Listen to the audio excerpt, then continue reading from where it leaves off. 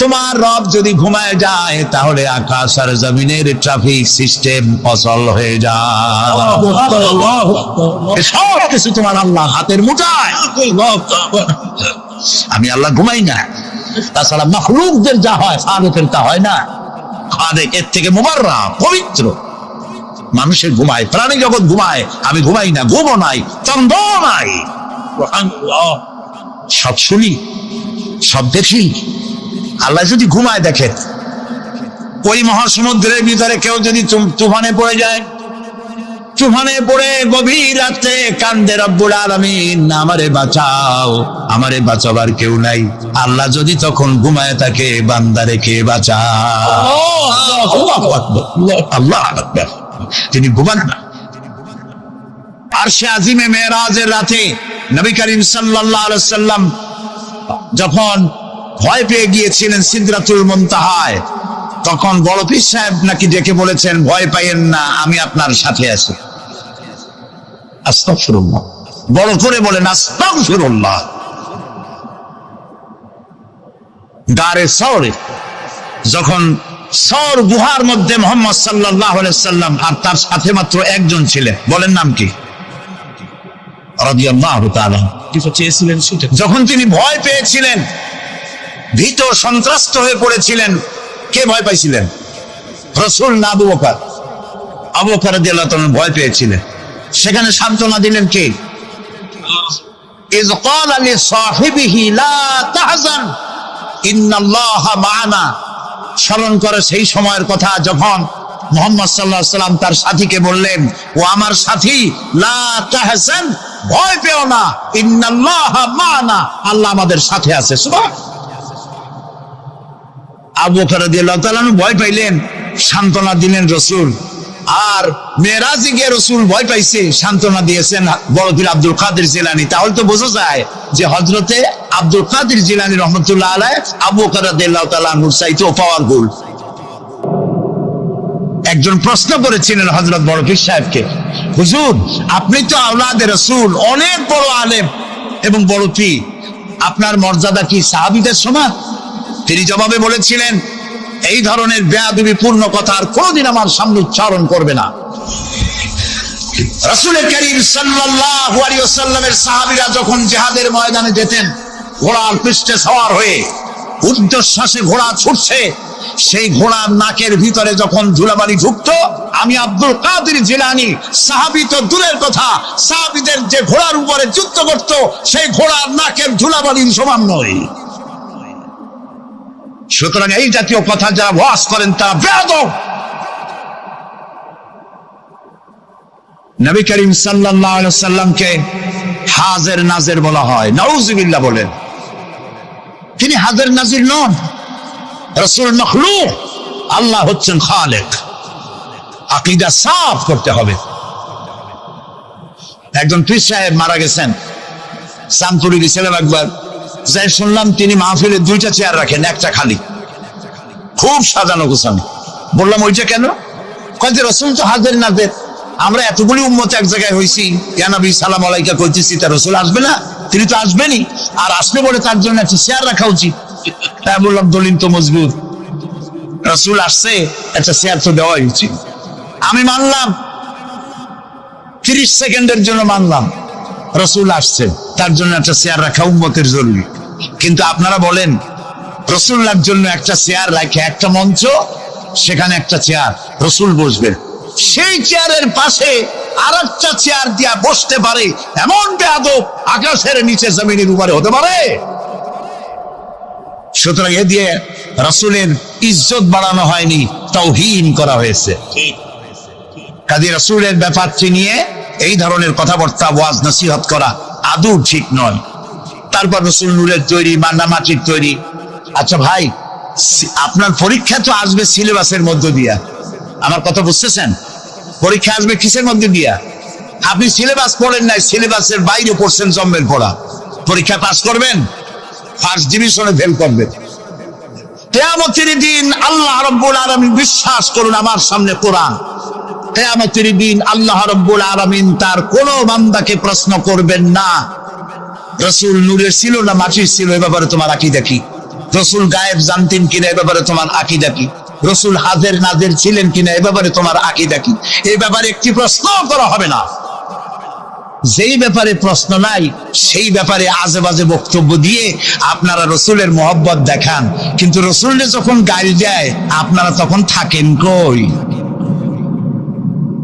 কোনোদিন তো শুনলাম না জমুক হুজুরের রসুলের সুন্নাত চালু করার জন্য কোন জায়গায় জিহাদের ময়দানে অ্যাটাক হয়েছেন, পাথর খেয়েছেন, জেলে গেছেন, জরিমানা হয়েছে, এরকম তো শুনি না। শুধু আজেবাজে ওয়াজ করেন আর পকেট ভরে পয়সা নিয়ে বাড়ি চলে যান, আর মানুষের মধ্যে বিভ্রান্তি ছড়ায় যান। আল্লাহর হস্তে খুলনার ওলামাদেরকে বলবো, এই জাতীয় লোকদেরকে খুলনায় প্রবেশ করতে দিবেন না।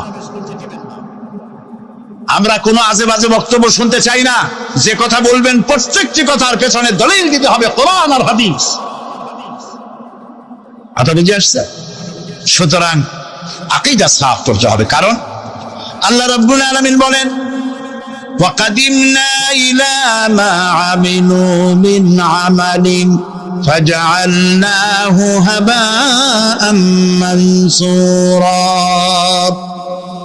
আল্লাহ তাআলা বলেন কিয়ামতের দিন আমি যখন বান্দার আমলনামার দিকে আমি যখন মনোযোগী হব, ওই আমলনামার ভিতরে আমি যদি শিরক মিশ্রিত দেখি, তাহলে বান্দার আমলনামাকে ধুলাবালির মতো উড়াইয়া দেব।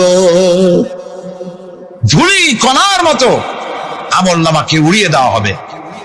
আমি দৃষ্টান্ত দিতে গিয়ে বলি, 10 কোটি 5 কোটি টাকা বা 100 কোটি টাকা খরচ করে বিশাল একটা বিল্ডিং তৈরি করেছেন। এই বিল্ডিংটা ধ্বংস করার জন্য একটা টাইম বোম যথেষ্ট, ঠিক কিনা? একটা টাইম বোম রেখে দিলেন, দূরের থেকে রিমোট কন্ট্রোলের বাটন টিপলেন, বোমাটা বিস্ফোরিত হলো। 100 কোটি টাকার খরচ করা বিশাল বিল্ডিং মুহূর্তের ভিতরে ধূলিকণায় পরিণত হয়ে যায়। এটা বোঝা কি কঠিন না সহজ? আমলনামার ভেতরে যদি শিরক মিশ্রিত থাকে, তাহলে আল্লাহ রাব্বুল আলামিন বলছেন কিয়ামতের দিন আমলনামাকে শিরক মিশ্রিত আমলনামা ধুলি কণার মতো উড়িয়ে দেব। দাম নাই, সমস্ত আমলগুলি নষ্ট হয়ে যাবে। প্রিয় ভাই সব, সেই জন্য ইন্না শিরকা লাযুলমুন আযীম, শিরক হচ্ছে মস্ত বড় জুলম, অত্যাচার। এই জুলম থেকে আল্লাহ তাআলা আমাদেরকে হেফাজত করুন। আমরা যেন শিরক মুক্ত জীবন যাপন করতে পারি, আল্লাহ যেন তৌফিক আমাদের দেন। আমরা বলি আমিন, সবাই বলেন আমিন। শিরক হচ্ছে অংশীদারিত্ব, বলা যায় পার্টনারশিপ। এই পার্টনারশিপ বিজনেস দিয়ে আমি জিনিসটাকে অনেক সময় বুঝাইতে চেষ্টা করি। যেমন আপনি ব্যবসা করবেন, আপনার কাছে 1 কোটি টাকার প্রয়োজন একটা ব্যবসা করার জন্য, একটা রাস্তার কাজ উঠাবার জন্য, একটা ব্রিজ করার জন্য 1 কোটি টাকা দরকার, কিন্তু আছে আপনার কাছে 50 লাখ। এখন আর 50 লাখ টাকা যার কাছে পাওয়া যায়, এরকম একজন পার্টনার আপনার দরকার বলেই আপনি একজন পার্টনার খোঁজেন, ঠিক কিনা? 3 কারণে পার্টনারশিপ বিজনেস হয়। কয় কারণে বলেন? 3 কারণ। 1 নম্বর হলো পুঁজির অভাব, 2 নম্বরে পুঁজি আছে কিন্তু ব্যবসা কেমনে করে ওই জ্ঞান নাই। প্রিয় ভাই সব, পুঁজি হইলেই কি ব্যবসা করা যায়? যদি কেউ চেষ্টা করতে চান করতে পারেন, লক্ষ লক্ষ টাকা দিয়ে ব্যবসাটা করেন, ব্যবসার কোনো জ্ঞান নাই, 1 মাস যাইতে পারবে না, বড় বড় 5-6টা লাল বাতি জ্বলবে আপনার দোকানের সামনে, ঠিক কিনা? কর এক্সপেরিয়েন্স, দক্ষতা, অভিজ্ঞতা, এটি ব্যবসার সব থেকে বড় মূলধন। তাহলে আমরা পার্টনারশিপ বিজনেস করি, 1 নম্বরের কারণ হলো কিসের অভাব? পুঁজির অভাব। 2 নম্বরে জ্ঞানের অভাব, একজন জ্ঞানী লোক তালাশ করি যার ব্যবসার অভিজ্ঞতা আছে। 3 নম্বরে পুঁজিও আছে, ব্যবসার জ্ঞানও আছে, কিন্তু বুড়ো হয়ে গেছে, একেবারে হাঁটতে পারে না, চালাইতে পারে না, সোজা হইতে পারে না, কিন্তু ব্যবসা করার শখ। সেই জন্য একজন স্বাস্থ্যবান, আমানতদার, দিয়ানতদার, যোগ্য একজন লোক তিনি তালাশ করেন। তাহলে 3 কারণে পার্টনারশিপ বিজনেস হয়। কয় কারণ? খুব লক্ষ্য করেন। যারা শিরক করে আল্লাহ বরদাস্ত করেন না কেন? কারণ হচ্ছে এই 3 কারণের কোনো অভাব আল্লাহর কাছে আছে। একটা করে দেখি। প্রথমে পুঁজির অভাব। আল্লাহর কি পুঁজির অভাব আছে? আল্লাহ রাব্বুল আলামিন বলেন লিল্লাহ লিল্লাহি মা ফিস সামাওয়াতি ওয়া মা ফিল আরদ, আকাশ আর জমিনের একচ্ছত্র মালিকানা আল্লাহর। আকাশ এ জমিন কার? জোরে বলুন। সবকিছুর মালিকানা আল্লাহ তাআলা, তিনি সবটার মালিক। সাগরকে নগর বানান, নগরকে সাগর বানান, আমিরকে ফকির বানান, ফকিরকে আমির বানান, যা খুশি ফাআলুন লিমা ইউরিদ, যা খুশি তাই তিনি করতে পারেন, সবটার মালিক। কাজী তার কাছে কোনো পুঁজির অভাব নাই, এই জন্য পার্টনারশিপ বিজনেস করার আল্লাহর কোনো দরকার নাই। গেল। 2 নম্বরে অভিজ্ঞতার অভাব, এক্সপেরিয়েন্সের অভাব। আল্লাহর অভিজ্ঞতার অভাব, আল্লাহর জ্ঞানের অভাব। আল্লাহ তাআলা বলছেন ওয়াল্লাহু ইয়ালামু ওয়া আনতুম লা তা'লামুন, আল্লাহ সব জানেন, তুমি কিচ্ছু জানো না। কে বলেছেন? আল্লাহ তাআলা বলেছেন কিচ্ছু জানো না। ওমা উতিতুম মিনাল ইলমি ইল্লা কালিলা, আল্লাহ যদি বলতেন ওমা উতিতুম মিনাল ইলমি ইল্লা কালিল, তাহলে কিছু পাইতাম। এখানে তিনি বলেছেন ইল্লা কালিলা, একেবারে কিছু না, সামান্যতম। সামান্য না, সামান্য আর সামান্যতম দুই কথা কি এক? যে সামান্যটারে সামান্য করতে করতে অল্প একটু দিছে, একেবারেই কম। কিন্তু সেই কমটা কত বেশি? সুবহানাল্লাহ বলেন না আগে। সেই কমটা কত বেশি? আকাশে মহাশূন্যে ওজন নামক একটা স্তর আছে। ওজন মানে মাপার ওজন না, এটার বানান হচ্ছে OZONE, ওজন। একটি লেয়ার আছে, ওজন লেয়ার। এটা কে বানাইছে? আল্লাহ বানিয়েছেন। কেন বানিয়েছে? সূর্যের আলট্রা ভায়োলেট রে, অতি বেগুনি রশ্মি, এটি অত্যন্ত মারাত্মক ক্ষতিকর। এটি যেন পৃথিবীর মাটিতে না আসে। যদি পৃথিবীর মাটিতে আসে তাহলে প্রাণী জগৎ ক্যান্সার আক্রান্ত হয়ে সব মারা যাবে। এই জন্য আল্লাহ তাআলা ওজোন স্তর এভাবে রেখে দিয়েছেন, টাইট করে। বিজ্ঞানীরা তারা দেখতে পেল সেই ওজোন স্তরে ফাটল ধরেছে। ওমা উতিতুম মিনাল ইলমি ইল্লা কালিলা, সামান্য জ্ঞান এই যে ফাটল ধরছে কোন জায়গায় তা তারা দেখছে। এই ফাটল দিয়ে অতি বেগুনি রশ্মি আসতে পারে পৃথিবীতে। ফাটলো কেন? সেই ফাটার জন্য আল্লাহ দায়ী না, বা তার ফেরেশতারাও দায়ী না। ফাটাবার জন্য দায়ী কারা? কারা? ও তাও তো আপনারা বুঝেন, কি ওয়াজ করবো। ফাটাবার জন্য আমরা দায়ী। কিভাবে ফাটাইলাম? আমরা ফাটাইছি এইভাবে, আমাদের সমস্ত কলকারখানার ধোঁয়া, আমাদের গাড়ির কালো ধোঁয়া, এরপরে সমস্ত কলকারখানার ওয়েস্টেজ, বর্জ্য, এবং যত বোমা বিস্ফোরণ করে টেস্ট করার জন্য, তাতে পানি নষ্ট করেছে, মরুভূমি নষ্ট করেছে, পরিবেশ নষ্ট করেছে। গাছ কাটিয়া সমানে গাছ কেটে পরিবেশ ধ্বংস করা হয়েছে, পাহাড় কেটে পরিবেশ ধ্বংস করা হয়েছে। এখন ব্যালেন্স নষ্ট হয়ে গেছে। অ্যান্টার্কটিকা নামক একটা মহাদেশ আছে, এই মহাদেশে কোনো মানুষ নাই, শুধু প্রাণী আছে, পেঙ্গুইন, আর আছে শ্বেত ভল্লুক। শুনতেছেন? এই যে এখানে আছে শুধু বরফ আর বরফ। এই বরফগুলি আল্লাহ তাআলা সেখানে জমা করে রেখেছেন। এখন বরফগুলি গলে যাচ্ছে, বরফ গলে যাচ্ছে ওজোন স্তরে ফাটল ধরার কারণে, এবং বরফ গলে যাওয়ার কারণ পানি স্ফীত হয়ে উঠতেছে। ফলে বিজ্ঞানীরা বলছেন কোনো না কোনো দিন বাংলাদেশটা 10 ফিট পানির নিচে তলিয়ে যেতে পারে। আল্লাহ মাফ করুন, বলেন আমিন। এখন ওই ফাটল বন্ধ করার জন্য চেষ্টা চালাচ্ছে। এইটা বন্ধ হবে কেমনে? আপনি যাই ওখানে দর্জি পাঠায় সেলাই করতে পারবেন না। ওইটা বন্ধ করার জন্য পরিবেশকে আল্লাহ যেভাবে বানাইছেন ওইভাবে রাখবার জন্য আপনাকে চেষ্টা করতে হবে। পরিবেশটা আমরা ধ্বংস করেছি ব্যাঙগুলা খাইয়া। এই যে ব্যাঙ সব সালাম দিয়ে দিল। এই ব্যাঙ কত বড় উপকারী ছিল, এখন মানুষ বুঝতে পারে ব্যাঙ কম হওয়ার কারণে ফসল ক্ষতি করে যে পতঙ্গগুলি, এই ক্ষতিকর পতঙ্গগুলি খায় ব্যাঙে। সেই ব্যাঙগুলো সব পয়সার জন্য পয়সা কামাই করার জন্য সব সালাম দিয়ে দিচ্ছেন, ব্যাঙ কমে গেছে, পতঙ্গ বাড়ছে, ফসল কমতেছে। আল্লাহ তাআলার সৃষ্টি। ওয়ামা খালাকনাস সামাওয়াতি ওয়াল আরদা ওয়ামা বাইনাহুমা লাইবিন। আল্লাহ তাআলা বলছেন আকাশে আর জমিনে খেল তামাশার বিষয়বস্তু করে কিছু তৈরি করি নাই, সব মানুষের কল্যাণের জন্য তৈরি করেছি।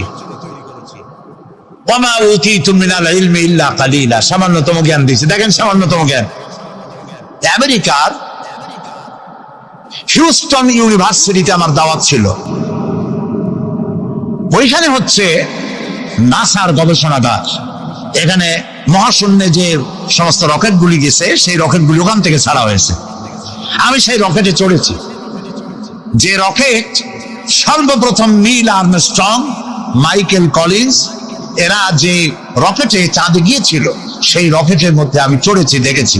5 ঘন্টা, অনেক সময় লাগে দেখতে, কিন্তু আমি 5 ঘন্টা ছিল সময় হাতে, এই সময় নিয়ে দেখেছি। ওই যে মহাশূন্যে চলে গেল তারা, এই যাওয়ার জন্য রকেট যখন যায় তখন এই ধরনের জামা কাপড় পরে যেতে পারে না, কারণ মাধ্যাকর্ষণ শক্তি পার হয়ে যাওয়ার পর ওখানে আবার মাধ্যাকর্ষণ আছে। প্রত্যেকটি সৌরজগতের প্রত্যেকটি গ্রহ উপগ্রহের আলাদা আলাদা ল অফ গ্রাভিটেশন আছে। সুবহানাল্লাহ। একটা আরেকটাকে টেনে ধরছে। আল্লাহু আকবার বলেন। সূর্য পৃথিবীকে টেনে ধরেছে, পৃথিবী সূর্যকে টেনে, একটার সাথে আরেকটা এইভাবে টেনে ধরা আছে। আল্লাহ তাআলা এই ব্যবস্থা করে রেখেছেন। সুবহানাল্লাহ। এই ব্যবস্থাপনা যেদিন শেষ হবে সেদিন কিয়ামত হয়ে যাবে। আচ্ছা, এইখানে কাপড় চোপড় তাদের আলাদা, ওখানে অক্সিজেন নাই, সেই জন্য অক্সিজেন পিঠে বেঁধে, সিলিন্ডার বেঁধে নাকের সাথে লাগানো হবে। দেখছেন না আপনারা ছবি? এরপরে তারা যে খানাগুলো খায়, সে খাবারের জন্য এই রকমের প্লেট হবে না, সেটা ম্যাগনেটিক প্লেট হবে। খাবারগুলো এর মধ্যে আটকা থাকে। যদি আটকানো ব্যবস্থা না হয় তাহলে খাবারগুলো ভেতরে গিয়ে ভাত যদি হাতে নেন, ভাতগুলো উড়ে যাবে, একটা একটা ধরে ধরে খাওয়া লাগবে। পানিগুলো ছিটকে যায়, সেই জন্য ট্যাপের উপরে ঢাকনা দিয়ে হাত ঝুঁকবার ব্যবস্থা আছে, তা না হলে পানিগুলি বৃষ্টির মতো উড়ে যাবে। এই ব্যবস্থা। এইখানে বিজ্ঞানীরা কি করলো? পৃথিবী থেকে 49 কোটি কিলোমিটার দূরে, 49 কোটি কিলোমিটার দূরে হলো মঙ্গল গ্রহ, যেটাকে মার্স বলা হয়। সেইখানে সোজার্নার নামক একটি গাড়ি পাঠিয়ে দিল আমেরিকার নাসা থেকে। এটি 10 কেজি ওজনের একটি রোবটের মতোই। ওর মধ্যে একটি গাড়ি আছে, 6 চাকার একটি গাড়ি। সেই গাড়িটা নিয়ে চলে গেল, রকেট এটা চলে গেল। 49 কোটি মাইল অতিক্রম করতে কয়েক মাস সময় লাগলো। এরপরে সেখানে নামলো, নামার পরে পর্দাটা ফেটে গেল, গাড়িটা বেরিয়ে আসলো। ওতে ছিল হাই পাওয়ারের ক্যামেরা দিয়ে ছবি তুলবে এবং ছবিগুলি ওখান থেকে ট্রান্সমিট করবে নাসায়। চিন্তা করে 49 কোটি মাইল দূরে, সেইখান থেকে ক্যামেরায় ফটো তুলছে আর ফটো ট্রান্সমিট করতেছে মাটিতে। সেই ফটো তুলতে তুলতে, ফটো আস্তে আস্তে বিজ্ঞানীরা দেখলেন, কম্পিউটারে তারা দেখতে পেল যে ওই গাড়িটা চলতে চলতে হঠাৎ এক জায়গায়, ছোট্ট গাড়ি তো, একটা পাথরের সাথে আঘাত লেগে কাত হয়ে গেছে, চাকা দুইটা উঁচু হয়ে গেছে। এই যেমন আমাদের দেশে ভেবে দেখছি রাস্তায় মাঝে মধ্যে ছোট মানুষের মতো কাইটে হয়ে পড়ছে, ওই রকম কাইটে হয়ে পড়ছে। চিন্তা করেন, এই পৃথিবীর মাটিতে বসে এই দৃশ্য দেখে কম্পিউটার মনিটরিং করে কায় ছাওয়া গাড়িটাকে সোজা করে আবার চালাইয়া ছবি পাঠাবার ব্যবস্থা করেছে। এই যদি হয় সামান্য জ্ঞান, তাহলে আমার আল্লাহর জ্ঞান কত! সুবহানাল্লাহ। আল্লাহ তাআলা কত জ্ঞানী! সুবহানাল্লাহ, সুবহানাল্লাহ। আল্লাহ তাআলা পার্টনারশিপ বিজনেসের জন্য, আল্লাহ, আমি বলছিলাম পার্টনারশিপ বিজনেসের জন্য কয়টা জিনিস দরকার? 3টা। 1 নম্বরে পুঁজির অভাব। পুঁজির অভাব আল্লাহর আছে? এত আস্তে করলে তো হবে না, এটা তো ইমানের প্রশ্ন। পুঁজির অভাব আছে আল্লাহ। 2 নম্বরে আল্লাহ তাআলার জ্ঞানের অভাব আছে, দক্ষতা, এক্সপেরিয়েন্স, অভিজ্ঞতার অভাব আছে। এবার 3 নম্বর কি বলছিলাম কোন তো দেখি? মাশাআল্লাহ, মনে আছে? আলহামদুলিল্লাহ, আলহামদুলিল্লাহ। সবাই পকেট ভরা নাম্বার নিয়ে বাড়ি যেতে পারবেন। 3 নম্বরের শক্তি। আল্লাহ তাআলা বয়সের ভারে এখন ক্লান্ত। বলেন নাউযুবিল্লাহ, বলেন নাউযুবিল্লাহ, আবারও বলেন নাউযুবিল্লাহ। খুলিকাল ইনসানু দাঈফা। আল্লাহ একবার তোরা দুর্বল। মানুষদেরকে সৃষ্টি করা হয়েছে কি করে? দুর্বল করে। আর আল্লাহর অবস্থা কি? আল্লাহ রাব্বুল আলামিন বলেন, আন্নাল কুওয়াতা লিল্লাহি জামিআ। আন্নাল কুওয়াতা লিল্লাহি জামিআ, সমস্ত ক্ষমতার উৎস কেবলমাত্র কে? আল্লাহ রাব্বুল আলামিন। আর আমার দেশে কিছু নেতা নেত্রী আছেন এমন যারা বলেন সকল ক্ষমতার উৎস জনগণ। বলেন নাউজুবিল্লাহ। নাউজুবিল্লাহ। এই কথা বলা জায়েজ নাই, এই কথা বিশ্বাস করা হারাম। এখন যদি গোটা পাশের বাবুয়া ব্যাংক, চেনেন বাবুয়া ব্যাংক, যদি মাহফিলের মধ্যে লাভ দিয়ে এরকম পড়তে পড়তে আপনাদের মধ্যে আসে, খোলা ব্যাংক কয়, খোলা ব্যাংক, খোলা ব্যাংক, খোলা ব্যাংক গুলি লাভ হবে যে জোরে, আপনারা লাভ দিবেন তার থেকে কি? কতগুলি বউবাসী, কতগুলি বল্লা, কতগুলি ভীমরুল যদি ছেড়ে দেওয়া যায়, মানুষ টেকবে একটাও? ওই মাথা দিয়ে সাপ ঢুকছে, শোনা মাত্রই এই মাথা দিয়ে লোক দৌড়, এমন দৌড় মারবে লবণ চোরা পর্যন্ত যাইয়া কবে ভাই আমরা দৌড়াই কেন? আপনারা সকল ক্ষমতার উৎস। কেবলমাত্র পাগল আর ছাগলদের কথা এটা। সকল ক্ষমতার উৎস আল্লাহ তাআলা। আল্লাহ। কেউ যদি মনে করে যে এই কথা বললে জনগণ খুশি হবে, আমাদের ভোট দেবে, ভোট দিয়া ক্ষমতায় থাকা যায় না। ক্ষমতায় রাখার মালিক আল্লাহ। কে মালিক? আল্লাহ তাআলা মালিক। যারে খুশি উঠাবে, যারে খুশি নামাবে। ক্ষমতা কার? আল্লাহ। আল্লাহ তাআলা। সুবহানাল্লাহ, করতে ইচ্ছা করে না। তো আন্নাল কুওয়াতা লিল্লাহি জামিআন, সমস্ত ক্ষমতার উৎস কেবলমাত্র আল্লাহ। এক আঙ্গুল আকাশের দিকে উঁচু করে বলেন ক্ষমতার মালিক বলেন আল্লাহ। আল্লাহ, আল্লাহ, আলহামদুলিল্লাহ। ক্ষমতার একচ্ছত্র মালিক, যা খুশি তাই তিনি করতে পারেন।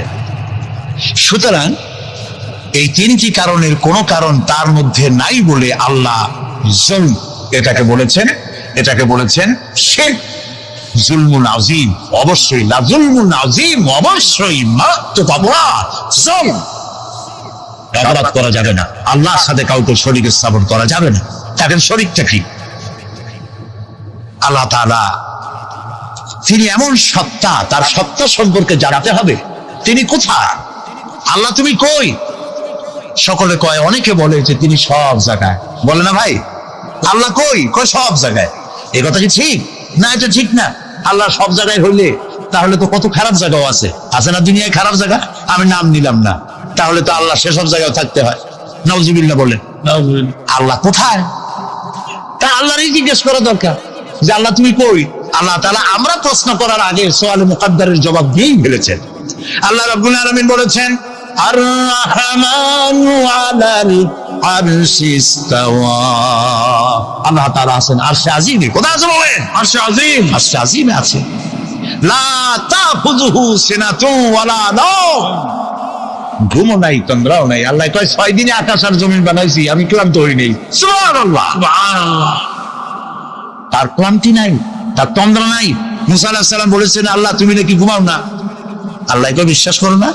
কয় আল্লাহ বিশ্বাস করি, তো বুঝি না, না ঘুমায় পারে কেমনে? বুঝি না।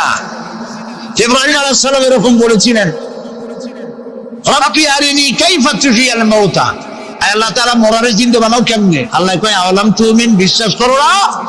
কয় বিশ্বাস করি। বিশ্বাস না করি পারা যায়? নবী মানুষ বিশ্বাস করি, তবে কিনা কানে শোনা কথা আর চোখে দেখা একটু ব্যতিক্রম হয়। যদি তুমি আমারে দেখাও ওয়ালাকিন লিয়াতমাইন্না কলবি, তাহলে আমার কলজাটা ঠান্ডা হয়ে যায়। আল্লাহ কয় যখন তুমি বিশ্বাস করো তখন বুঝাইতে আর কোনো অসুবিধা নেই। আল্লাহ বুঝাইছে না? কেমনে বুঝাইছে সেটা আলাদা ওয়াজ, সেটা এখানে করবো না। মুসা আলাইহিস সালাম বললেন আল্লাহ তাআলা তুমি নাকি ঘুমাও না? আল্লাহ কয় সত্যি তো তাই, ঘুমাই না। তুই বিশ্বাস করো না? কই করি, বুঝি না। আল্লাহ কয় বিশ্বাস করো, কষ্ট বুঝাই দেই। এক গ্লাস পানি আনো। এক গ্লাস পানি আনা হলো, দাঁড়া যাবো। আল্লাহ মুসারে করলেন পানি নিয়ে দাঁড়াও, আর ঘুমের করলেন মুসারে ধর। মুসা আলাইহিস সালাম ঘুমে ধরলো, হাত সেটিল হয়ে এক গ্লাস পড়ে ভেঙে গেল। মুসা আলাইহিস সালাম ভয় পেয়ে গেলেন। আল্লাহ রাব্বুল আলামিন বলেন মুসারে ভয় পাওয়ার কারণ নাই, আমি একটি বোঝার জন্য, দৃষ্টান্তের জন্য এই কাজটি করেছি, ভয় পাওয়ার কারণ নাই। একটা গ্লাস হাতে নিয়ে এক মুহূর্তে রাখতে পারো নাই, ঘুমের আমেজে গ্লাস ভেঙে চুরমার হয়ে গেছে। তোমার রব যদি ঘুমায় যায় তাহলে আকাশ আর জমিনের ট্রাফিক সিস্টেম অচল হয়ে যায়। সব কিছু তোমার আল্লাহ হাতের মুঠায়। আমি আল্লাহ ঘুমাই না, তাছাড়া মাখলুকদের যা হয় খালেকের তা হয় না। খালেক এর থেকে মুবাররা, পবিত্র।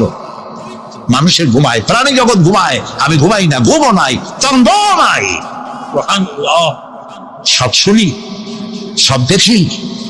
আল্লাহ যদি ঘুমায় দেখেন, ওই মহাসমুদ্রের ভিতরে কেউ যদি তুফানে পড়ে যায়, তুফানে পড়ে গভীর রাতে কান্দে রব্বুল আলামিন, আমারে বাঁচাও, আমারে বাঁচাবার কেউ নাই।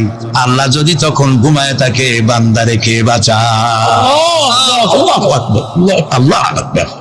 তিনি ঘুমান না, তার শোনার মধ্যে কোনো সীমাবদ্ধতা নাই। আমার শোনার মধ্যে সীমাবদ্ধতা আছে। ওই মাহফিলের ওই কোণা থেকে কেউ আওয়াজ দিলে আওয়াজ এখানে আসবে না, ঠিক না? খুব জোরে চিল্লানি না দিলে এখানে আসবে না। তাহলে আমাদের শোনার মধ্যে সীমাবদ্ধতা আছে। আল্লাহর এরকম আছে না?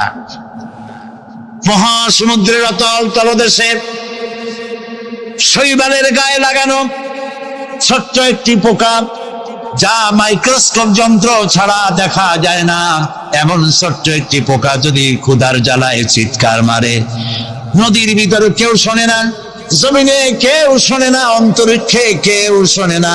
আল্লাহ রাব্বুল আলামিন বলেন, ওই পোকার আওয়াজও আমি শুনতে পাই। সামিউন বাসীর, দেখতে পাই আর শুনতে পাই। সুবহানাল্লাহ। ওই আল্লাহর সাথে আপনি শিরক করবেন কেন? অর্থাৎ যা কিছু আল্লাহর কাছে পাওয়া যায় লাইট থেকে, আবার কথাটা খুব বিষয়টা কঠিন, সেজন্য একটুখানি মন দিয়ে শুনতে হবে। যা কিছু যেসব সাহায্য অদৃশ্য থেকে পাওয়া যায়, ওইগুলি আপনি অন্য কারো কাছে চাইতে পারবেন না। কিন্তু যা কিছু মানুষের কাছে পাওয়া যায় তা চাইতে পারবেন। আপনার ঘরে পেঁয়াজ নাই, মেহমান আসছে, ঘরে চিনি নাই, চা খাওয়া লাগবে। সেই জন্য আপনার বউ অথবা আপনার ছেলে মেয়ে যদি পাশের বাড়িতে পাঠান যে পাশের বাড়ি থেকে 1 কাপ চিনি নিয়ে আসো, আবার কিনে আমি তোমার ফেরত দেবো, এরকম করি না আমরা? আমার পরে মাঝে মধ্যে জায়েজ। বাড়ি বানাবো, আমার টাকায় কুলাচ্ছে না, 2 লাখ টাকা 5 লাখ টাকা ধার করা লাগবে, আপনি চাইতে পারবেন? জায়েজ আছে, নিশ্চয়ই জায়েজ আছে। আবার জায়েজ, জায়েজ নাই কোনটা? ওইটা জায়েজ নাই যেটা মানুষ দিতে পারেন। দিতে পারে কি? আল্লাহ তাআলা। সেইটা মানুষের কাছে চাইতে পারবেন না। সে যেমন বিবাহ হয়েছে 8-10 বছর, বাচ্চা হয় না, এই বাচ্চা আপনি কোন পীর সাহেবের কাছে চাইতে পারবেন না। এটা কোনো মাজারে গিয়ে চাইতে পারবেন না। এটা কোনো জিন্দা পীর অথবা কোনো মৃত্যু পীরের কাছে চাইতে পারবেন না। এবং এই উদ্দেশ্যে আপনি কোনো মানতও করতে পারবেন না কোনো পীরের নামে, কোনো মাজারের নামে। কথা কি বুঝে আসতেছে ভাই? কথা বুঝে আসতেছে? আল্লাহ রাব্বুল আলামিন বলেন, আমি কাউকে কন্যা দেই, কাউকে ছেড়ে দেই, কাউকে কন্যা দেই, কাউকে পুত্র দেই, কাউকে কন্যাও দেই, পুত্রও দেই, কাউকে কিছুই দেই না। সুবহানাল্লাহ। আল্লামা ইবনে কাসির এই আয়াতের ব্যাখ্যায় লিখেছেন, এই যে আল্লাহ তাআলা বললেন কাউকে কন্যা সন্তান দেই, কাউকে পুত্র সন্তান দেই, লক্ষ্য করুন। এই আয়াতের ব্যাখ্যায় আল্লামা ইবনে কাসির রাহমাতুল্লাহ আলাইহি লিখেছেন, যেই দম্পতির প্রথম হয় কন্যা সন্তান, তারা বরকতপূর্ণ, আল্লাহর রহমত তাদের উপরে। কারণ আল্লাহ পুত্র দিয়ে শুরু করেন না, আল্লাহ শুরুই করেছেন কন্যা দিয়ে। সুবহানাল্লাহ। আল্লাহ তো কথা বলেন নাই যে আমি কাউকে পুত্র দেই, কাউকে কন্যা দেই। আল্লাহ শুরু করছেন কি দিয়া? কন্যা দিয়ে। এই জন্য যার কন্যা হয় আগে সে ভাগ্যবতী। কিন্তু আমাদের কপাল খারাপ, পুরুষগুলা আশা করে ছেলে হবে, ছেলে হবে, যেই হলো মেয়ে মুখ কালো হয়ে যায়, শ্বশুরবাড়ি হয়ে যায়। নাউজুবিল্লাহ বলেন। প্রিয় ভাই সব, সন্তান চাইতে হবে কার কাছে? আল্লাহর কাছে। মানুষের কি খারাপ আকীদা! বলে কি আল্লাহর ধন খাজারে দিয়া আল্লাহ গেছে খালি হইয়া, কেউ ফেরে না খালি হাতে। আমি জানি, কিন্তু আমি টেস্ট করলাম। এই গান গাওয়া জায়েজ নাই, বিশ্বাস করাও কত বড় মারাত্মক কথা। আপনার কি চিন্তা করছেন? আল্লাহর ধন খাজারে দিয়া আল্লাহ গেছে খালি হইয়া, তাহলে আল্লাহর অবস্থা কিন্তু খুবই করুণ। কিছু দরকার হলে খাজার কাছে দরখাস্ত করা ছাড়া। জোরে কর নাউজুবিল্লাহ। নাউজুবিল্লাহ, আস্তাগফিরুল্লাহ। কি মারাত্মক! আপনি যাচ্ছেন পীরের কাছে, খাজার কাছে বাচ্চা চাইতে, পীরেরা খাজারা বড় না নবীরা বড়? তাও তো আসতে কইলেন। নবীরা আসতে বলছেন এই কারণে, বইপত্রে প্রায় লাগে পীর পয়গাম্বর, মনে হয় পীর আগে পয়গাম্বর পরে। এটি একটি ভুল কথা। পৃথিবীর সব পীর, সব আলেম যদি এক জায়গায় হয়, একজন নবীর জুতার সমান হবে না। প্রিয় ভাই সব, সে নবীর সন্তান নাই, নবী কানছে কার কাছে? আল্লাহ। সূরা আলে ইমরানের মধ্যে পড়েন, হযরতে জাকারিয়া আলাইহিস সালাম আল্লাহর কাছে সন্তান চেয়েছেন। বার্ধক্যের একবারে চরম প্রান্তে গিয়ে আল্লাহ তাআলা দোয়া কবুল করলেন।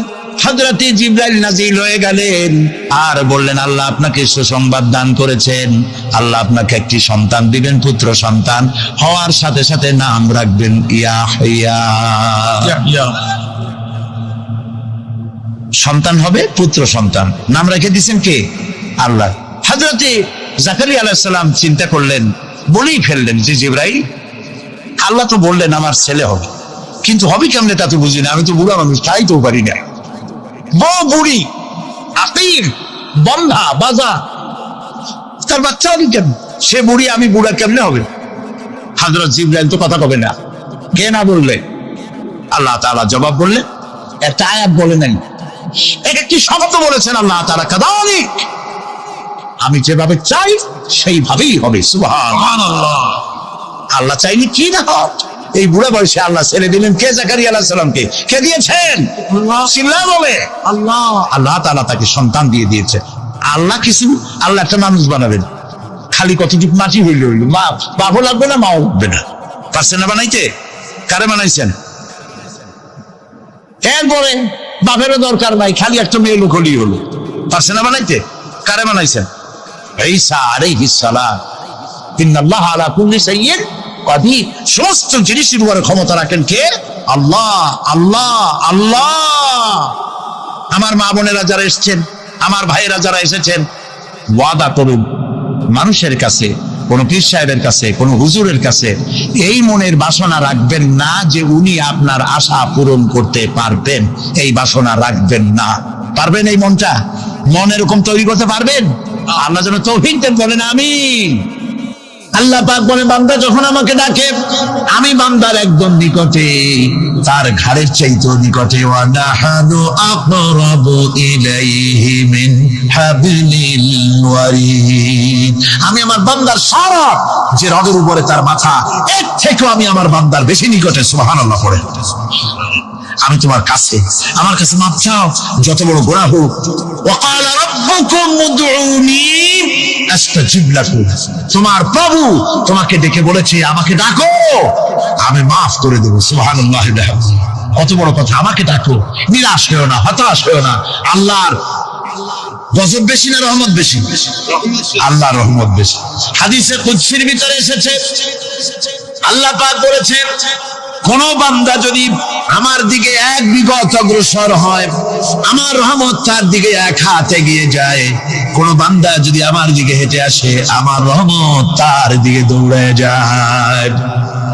বান্দা যখন আল্লাহর দরবারে দুহাত উঁচু করে চোখের পানি ফেলে দেয়, মুসলিম শরীফের হাদিসের ভিতরে এসেছে, গভীর রাত্রে, রাতের তৃতীয় অংশে আল্লাহ রাব্বুল আলামিন প্রথম আকাশে আসেন আর ডেকে বলেন, পৃথিবীতে আছো নাকি কেউ গুনাহ করে জীবন বরবাদ করে দিয়েছো? আমার কাছে মাফ চাও।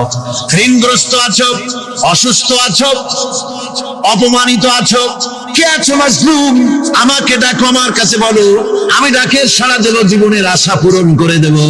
ওই সময় যেই সমস্ত লোকেরা কাঁদে তাহাজ্জুদের নামাজ পড়ে, আল্লাহ জিজ্ঞেস করেন ফেরেশতারা, অমুক অমুক দেশ অমুক অমুক বান্দারা কাঁদে কেন? ফেরেশতারা বলে, রব্বুল আলামিন তুমি তো ভালো করে জানো। আল্লাহ বলেন, জানি, তবুও তোমাদের মুখে শুনতে চাই। তারা বলে, রব্বুল আলামিন তোমার এই বান্দা গুনাহ করেছি, গুনার জন্য মাফ চায়, জাহান্নাম থেকে বাঁচতে চায়। আল্লাহ পাক বলেন, ফেরেশতারা আমার এই বান্দারা আমারে দেখেছে নাকি? বলে দেখে নাই। বলে আমার দোজখ দেখেছে নাকি? বলে না, তাও দেখে নাই।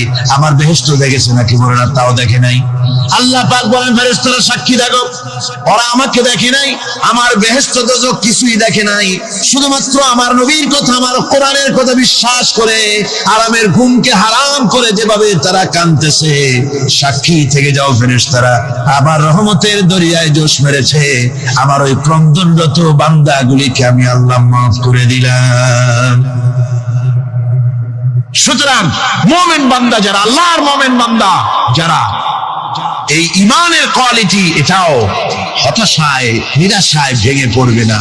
গুনাহ তো মানুষই করে, গুনাহ হয়ে গেছে মাপ চাও। তোমার গুনাহ কদ্দুর? তোমার গুনাহ যদি হয় পাহাড় সমান, আল্লাহর রহমত আকাশ সমান। জাহান্নামের কঠিন শাস্তি থেকে বাঁচতে হলে আল্লাহর প্রতি ঈমান আনতে হবে। আর ঈমান আনলে যে কোয়ালিটি গুলি হওয়া উচিত, সেগুলি আমি আপনাদের সামনে আলোচনা করছি। এরপর আরেকটি কোয়ালিটি হবে মুমিনের, তা হলো কঠোর কঠিন বিপদে অবিচল থাকবে, বিপদে ভেঙে পড়বে না। বিপদ আপদ, শত্রুতা, ক্ষয় ক্ষতি যা কিছু হয় সবই আল্লাহর পক্ষ থেকে, এটা মেনে নিতে হবে এবং ধৈর্য ধারণ করতে হবে। বিপদ মুসিবত শুধু উম্মতের জন্য নয়, দুনিয়ার সমস্ত নবীদের বিপদ এসেছে, হয় নাই? নবীদের বিপদ আসে নাই? কোরআনে কারীম থেকে শুনুন, আল্লাহ রাব্বুল আলামিন বলেন, ওয়া কাযালিকা জাআলনা লিকুল্লি নাবিয়্যিন আদুওয়াম মিনাল মুজরিমিন। আল্লাহ পাক বলেন, এমনি করে আমি সকল নবীদের শত্রু বানিয়ে দিয়েছি সব পাপিষ্ঠ আর অপরাধ প্রবণ লোকদেরকে। প্রত্যেক যুগে নবীদের শত্রু ছিল, প্রত্যেক যুগে নবীদের কি ছিল? শত্রু ছিল। সে শত্রু কারা ছিল? আল্লাহ পাক বলছেন নবীদের শত্রু ছিল পাপিষ্ঠ আর অপরাধ প্রবণ লোক, এরাই ছিল নবীদের দুশমন। রাসূলগণের অবস্থা যদি এই হয়, তাহলে তার উম্মত, ওই দিনের ধারক বাহক যারা, তাদের বুঝি বিপদ আপদ হবে না? নাকি হবে কিনা? তো ইসলামের বিরোধিতা যারা করে, কোরআনের পরিভাষায় বলা হয়েছে ইসলামের দুশমন, নবীদের দুশমন।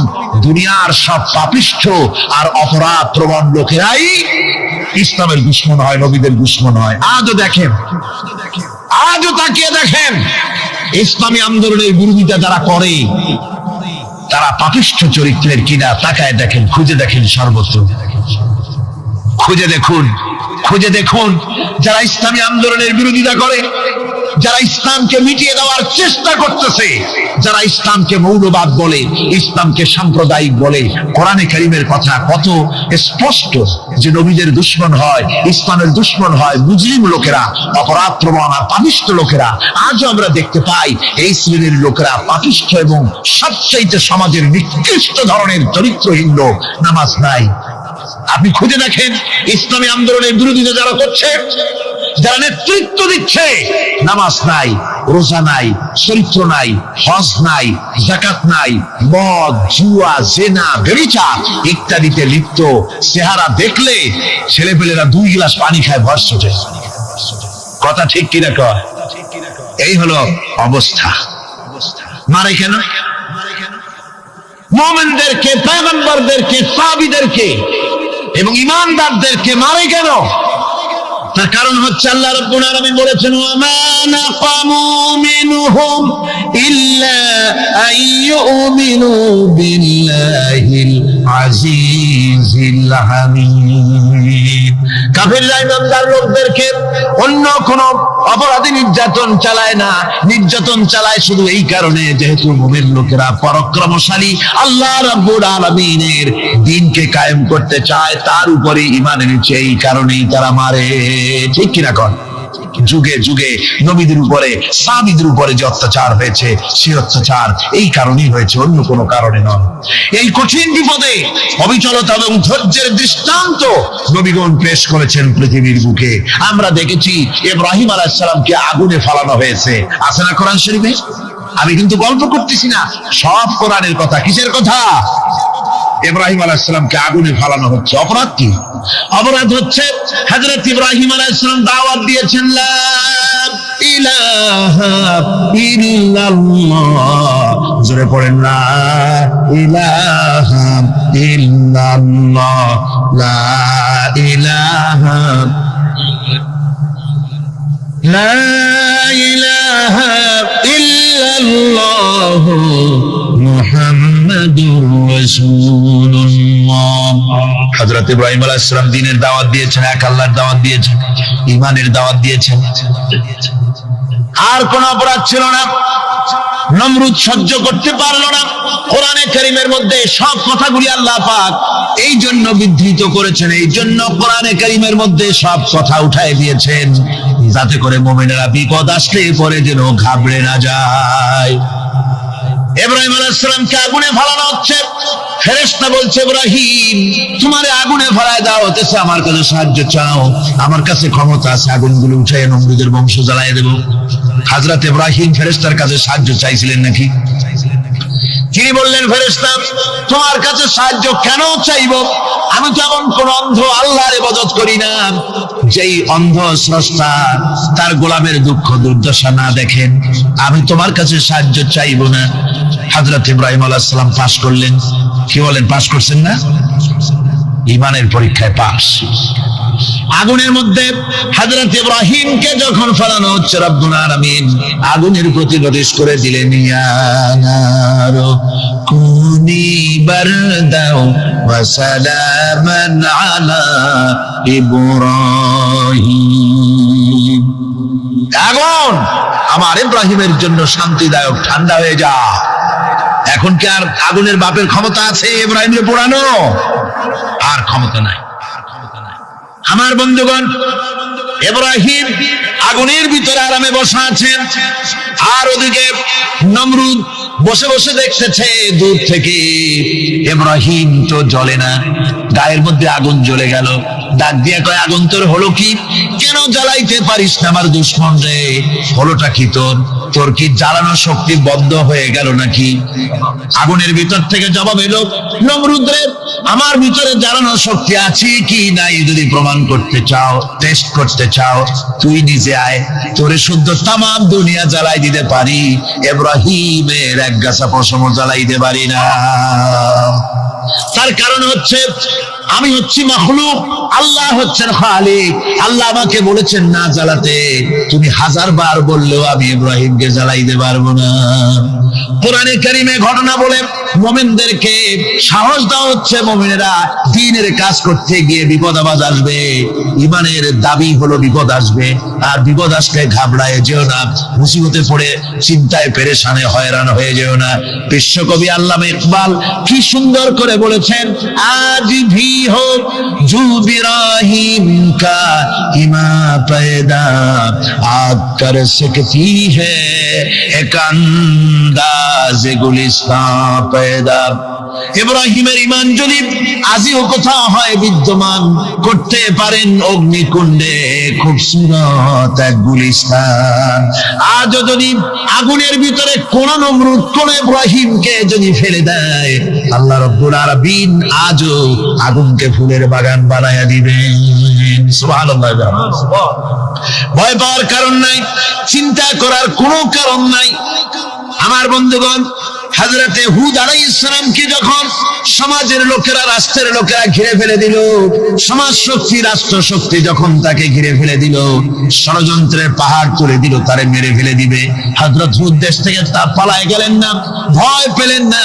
হযরতে হুদ আলাইহিস সালাম বললেন, কোরআনে কারীমে হযরত হুদের কথা কোট করা হলো, ফাকিদুনি জামিআন সুম্মা লা তুনজিরুন। সম্মিলিতভাবে ষড়যন্ত্র করো আমার বিরুদ্ধে, সবাই মিলে ষড়যন্ত্র করো, সুম্মা লা তুনজিরুন, আর আমাকে এতটুকু অবকাশ তোমরা দিও না।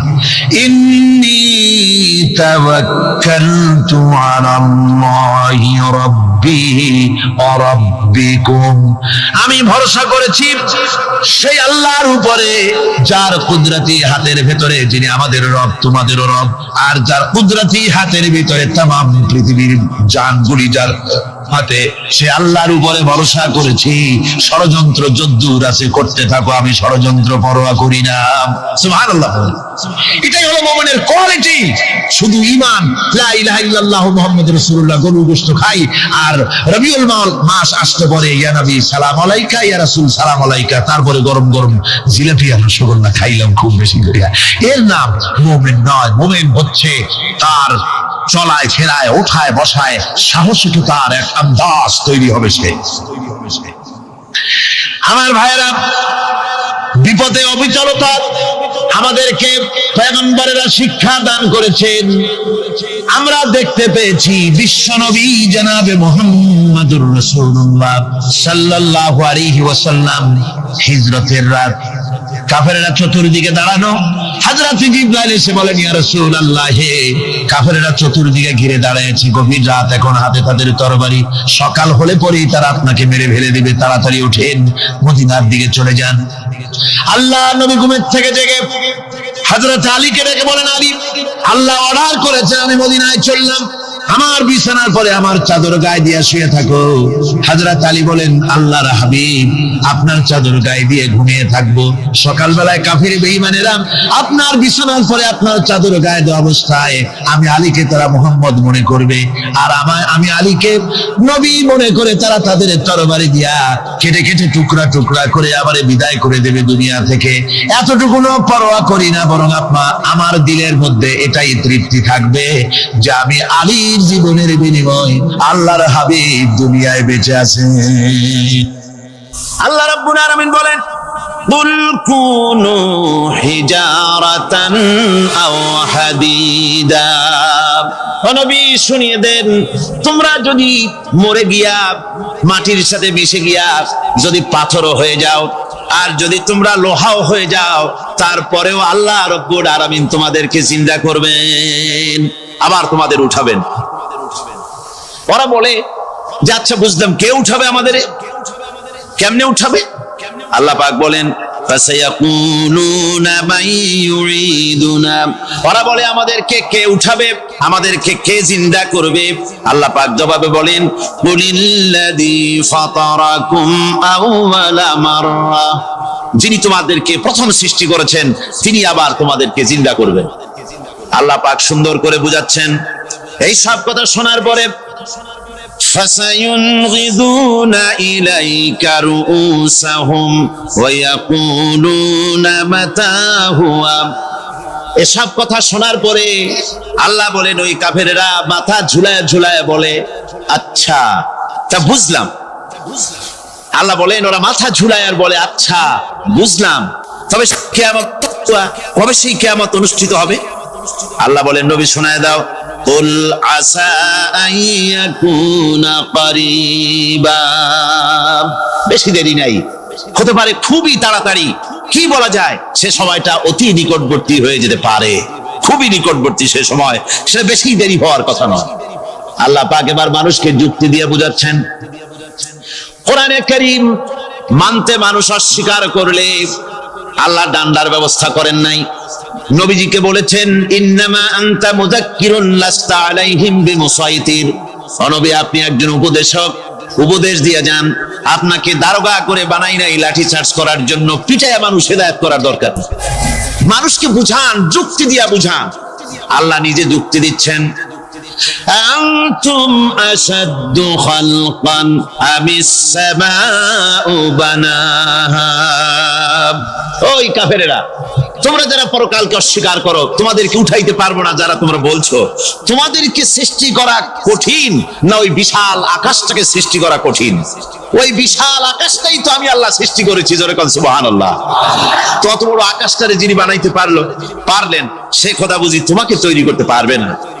আল্লাহ পাক বলছেন, ফানজুর ইলা আসারি রাহমাতিল্লাহি কাইফা ইউহিল আরদা বা'দা মাউতিহা, লক্ষ্য করে দেখো এই পৃথিবীর মাটিকে আল্লাহ কিভাবে জিন্দা করেন, মুর্দা মাটি। এই মাটি চৈত্র বৈশাখ মাসে প্রখর রোদে মাটি ফেরে চৌচির হয়ে যায়। এই ফেটে যাওয়া চৌচির মাটিতে আল্লাহ পাক বৃষ্টির পানি দিয়ে এই মাটিকে, এই মৃত্যু মাটিকে আল্লাহ পাক যেভাবে জিন্দা করেন, ইন্না যালিকা লামুহিল মাউতা ওয়া হুয়া আলা কুল্লি শাইইন কাদির, সে আল্লাহ পাক তোমরা মরলে পরে আবার এভাবে জিন্দা করতে পারবেন, জোরে কোন সুবহানাল্লাহ। আমার ভাইয়েরা, আল্লাহ পাকের পরে বলেন, দেখো মৃত্যু জমিনকে কেমনে জিন্দা করি। আল্লাহুল্লাযী আরসালার রিয়াহা ফাতুসিরু সাহাবা فسقناه إلى بلد ميت فأحيينا به الأرض بعد موتها كذلك النشور আমি আল্লাহ রাব্বুল আলামিন ওই সমুদ্রের নোনা পানিগুলোকে, সমুদ্রের লবণাক্ত পানিগুলিকে বাষ্পীয় আকারে উত্থিত করে মেঘমালায় পরিণত করি, আর এরপরে বাতাসকে হুকুম করি, বাতাস এই মেঘটারে টেনে নিয়ে যাও মুখ জায়গায়। মেঘ চলে এলো। আল্লাহ রাব্বুল আলামিন বলেন, মেঘ এবার বিন্দু বিন্দু করে বৃষ্টি বর্ষণ করে দে। আমার হুকুমে ওই পানিগুলি বৃষ্টি হয়ে বিন্দু বিন্দু হয়ে জমিনে পতিত হয়। আল্লাহ বলেন, এভাবে করে বৃষ্টির পানি দিয়া মরা জমিনকে জিন্দা করে দিয়া নববধূ গর্ভধারণের যেমন প্রস্তুতি নেয়, বৃষ্টির পানি পায়া মরা জমিন তেমন ফসল ধারণের জন্য প্রস্তুতি নিয়ে নেয়। সুবহানাল্লাহ ওয়া বিহামদিহি। এইটা যেভাবে আমি করি, কাযালিকান নুশুর, এইভাবে করে তোমাদের কি কিয়ামতের দিন আমি জিন্দা করতে পারবো? কেমনে অস্বীকার করো? কাইফা তাকফুরুনা বিল্লাহি ওয়া কুনতুম আমওয়াতান ফাহইয়াকুম সুম্মা ইউমীতুকুম সুম্মা ইলাইহি তুরজাউন। কি করে তুমি আমাকে, আমি আল্লাহকে অস্বীকার করো? কুনতুম আমওয়াতান, তুমি ছিলে নিষ্প্রাণ, ফাহইয়াকুম, এরপরে আমি তোমাকে জিন্দা করলাম, সুম্মা ইউমীতুকুম, এরপরে তোমাকে আমি মৃত্যু করব, সুম্মা ইউহয়ীকুম, এরপরে তোমাদের আবার আমি জিন্দা করব, সুম্মা ইলাইহি তুরজাউন, এরপরে তোমাদের সকলকেই আমার কাছে ফিরে আসতে হবে। দেখেন না, আমরা যখন মানুষকে কবরে রাখি, কবরে রাখা তারপরে উপরে মাটি দিয়ে কি বলেন আপনারা? মিনহা খালাকনাকুম, পড়েন, মিনহা খালাকনাকুম ওয়া ফিহা নুঈদুকুম ওয়া মিনহা নুখরিজুকুম তারাতান উখরা। এ বান্দা, এই মাটি দিয়া তোরে তৈরি করা হয়েছিল, এ মাটির ভিতরে রেখে গেলাম, আবার এই মাটি থেকে আল্লাহ রাব্বুল আলামিন তোমারে জিন্দা করবেন। কিয়ামতের ময়দানে সকলকে উঠতে হবে সেখানে আল্লাহর দরবারে। আল্লাহ পাক বলছেন, বান্দা কেমনে অস্বীকার করো? ইন কুনতুম ফি রাইবিম মিনাল বা'স ফাইন্না খালাকনাকুম মিন তুরাব। পরকালকে যারা অস্বীকার করো, কিয়ামতে উঠতে হবে, এটাকে কিভাবে অস্বীকার করো? চিন্তা করে দেখো, তুমি নিষ্প্রাণ মাটি ছিলে, সেই মাটি দিয়েই আমি তোমাকে তৈরি করেছি। আবার আল্লাহ পাক মানুষকে আরো বুঝান, কিয়ামত আছে, পরকাল হবে, আল্লাহর দরবারে উঠতে হবে। আলাম ইয়াকুন নুতফাতাম মিন মানিয়্যিয়ুমনা, তুমি কি মাতৃগর্ভে নিক্ষিপ্ত এক ফোঁটা পানি ছিলে না? সুম্মা কানা আলাকাতান ফাখালাকা ফাসাওয়া, এরপরে তোমাকে মাংসপিণ্ডে, জমাট রক্তে মাংসপিণ্ডে পরিণত করা হলো, এরপরে তোমাকে সুন্দর করে তোমাকে সুগঠিত করা হলো। ফাজআলা মিনহু যাওজাইনি যাকারা ওয়াল উনসা, এরপরে মাতৃগর্ভের ভিতরে আমি এটাকে পুরুষ বানালাম, কন্যা সন্তান অথবা পুত্র সন্তানে পরিণত করলাম। এইটা যে পেরেছে, যিনি পেরেছেন, আলাইসা যালিকা বিকাদিরিন আলা আইয়ুহিয়াল মাউতা, সে আল্লাহর পক্ষে কি সম্ভব নয় যে তোমার মৃত্যুর পরে তিনি আবার জিন্দা করতে পারবেন? কি বলবেন, কি বলেন, সম্ভব না? তিনি পারবেন না? নিশ্চয়ই তিনি আবার কিয়ামতের মাঠে আমাদেরকে হাজির করতে পারবেন, এতে কোনো সন্দেহ নাই। আল্লাহ পাক সেই জন্য এখানে বলতেছেন যে ওরা বাল কাযযাবু বিসসাম, ওরা আসলেই পরকালকে অস্বীকার করেছে। আপনি যে নবী, এতে কোনো সন্দেহ নাই। আপনি খানা খান, আপনি বাজারে যান, এটাই মূল আপত্তির বিষয় না। মূল কথা হলো তারা পরকালকে অস্বীকার করেছে। আল্লাহ পাক বলেন, وأن الساعة آتية لا ريب فيها, অবশ্যই সে সময় আসবে, সে কিয়ামত আসবেই, এতে কোনো সন্দেহ নাই। وأن الله يبعث من في القبور, আর আল্লাহ পাক তিনি কবরের মধ্যে অন্তর্হিত যা কিছু আছে সবাইকে কিয়ামতের দিন আল্লাহ পাক ময়দানে উঠাবেন। কিয়ামতে আল্লাহর দরবারে সকলকে হাজির হতে হবে। আমার বন্ধুগণ, আল্লাহ পাক বলেন وَلَقَدْ خَلَقْنَا الْإِنسَانَ مِنْ سُلَالَةٍ مِنْ طِينٍ। লক্ষ্য করো, তুমি ছিলে মাটির নির্যাস থেকে তোমাকে তৈরি করা হয়েছে। শুধু মাটির নির্যাস থেকে তোমাকে কোনো মডেল ছাড়া, কোন ধরনের আদর্শ ছাড়া, কোন ধরনের নমুনা ছাড়া তোমাকে সৃষ্টি করা হলো। সুম্মা জাআলনাহু নুতফাতান ফি কারারিম মাকিন। এরপরে মাতৃগর্ভের একটা অত্যন্ত সুরক্ষিত জায়গায় তোমাকে সংরক্ষণ করা হয়েছিল। সুম্মা খালাকনান নুতফাতা আলাকাতান ফাখালাকনাল আলাকাতা মুদগাম। রক্তপিণ্ডকে, নাপাক পানিকে জমাট রক্ত করেছি, জমাট রক্তকে আমি আবার গোশত পিণ্ডে পরিণত করেছি। ফাকাসাউনাল ইযামা লাহমা। এরপরে সুন্দর করে চামড়া দিয়া, গোশত দিয়ে একটা আকৃতি তোমাকে দান করেছি।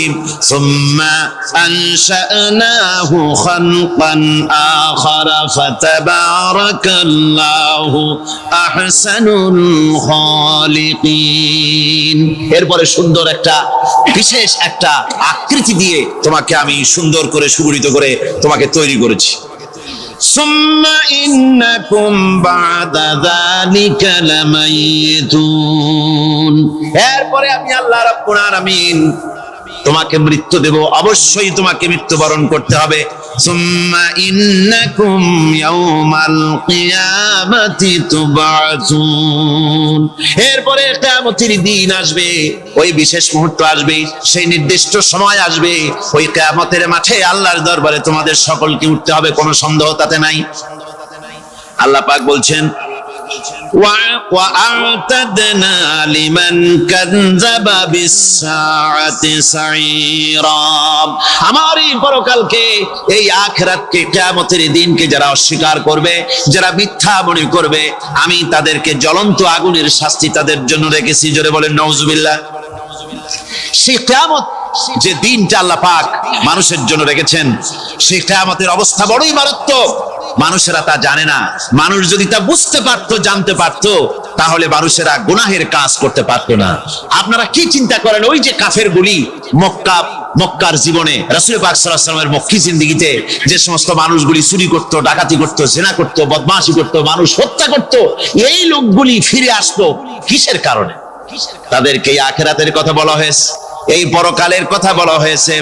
কোরআন শরীফে আল্লাহ রাব্বুল আলামিন পরকালের কথা, মৃত্যুর কথা, কিয়ামতের কথা, হাসরের কথা, সিরাতের কথা, মিজানের কথা, মওতের কথা যত বলেছেন, জান্নাতের কথা যত জায়গায় যতগুলা বলেছেন, সবগুলি আয়াতে কারিমা যদি এক জায়গায় করা যায়, তাহলে পুরা কোরআন শরীফের 1/3 10 পারার সমান হবে। জোরে বলেন সুবহানাল্লাহ।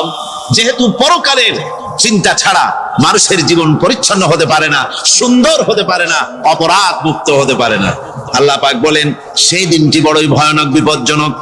ওই দিনটির ব্যাপারে আল্লাহ পাক তার বান্দাদেরকে সতর্ক করে দিয়েছেন, বান্দারা সতর্ক হয়ে যাও, এইভাবে দিন যাবে না, কিয়ামত আসবে। আর ওই কিয়ামত এত মারাত্মক হবে, আল্লাহ সতর্ক করছেন বান্দাদেরকে।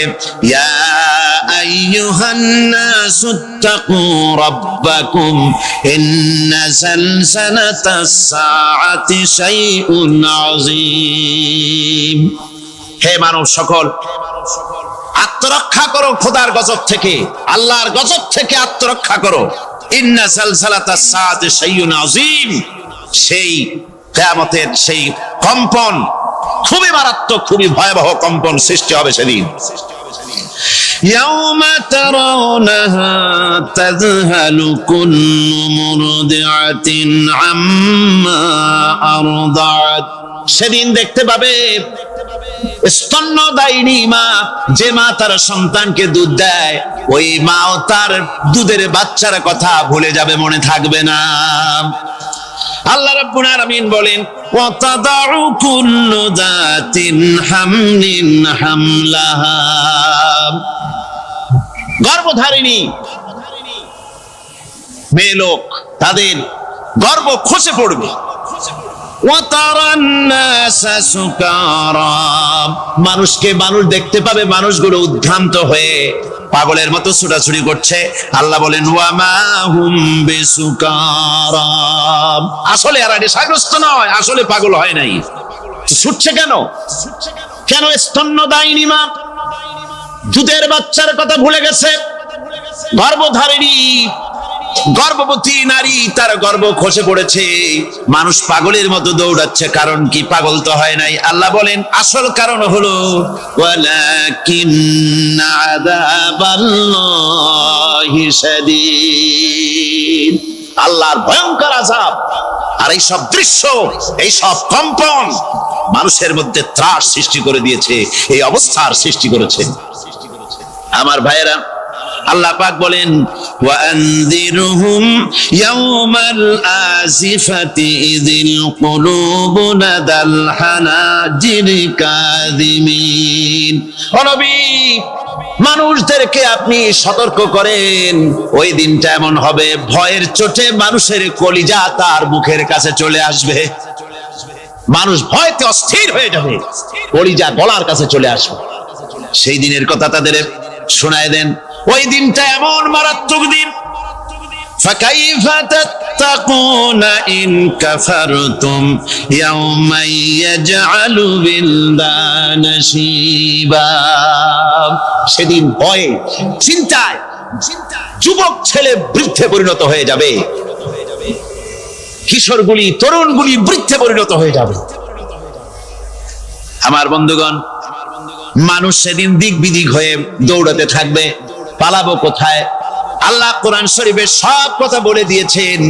ইয়াকুলুল ইনসানু আইনাল মাফার, কোথায় ভাগবো, পালাবো কোথায়? অস্থির হয়ে মানুষ দৌড়াতে থাকবে, পালাবো কোথায়, যাব কোথায়? আল্লাহ বলেন কাল্লা লা ওয়াজারা ইলা রাব্বিকা ইয়াউমাইদিনিল মুস্তাকার, ভাগবার কোনো রাস্তা নাই, পালাবার কোনো পথ নাই, একমাত্র তোমার রব ছাড়া, আল্লাহর দরবার ছাড়া পালানোর কোনো রাস্তা আজার নাই। আমার বন্ধুগণ,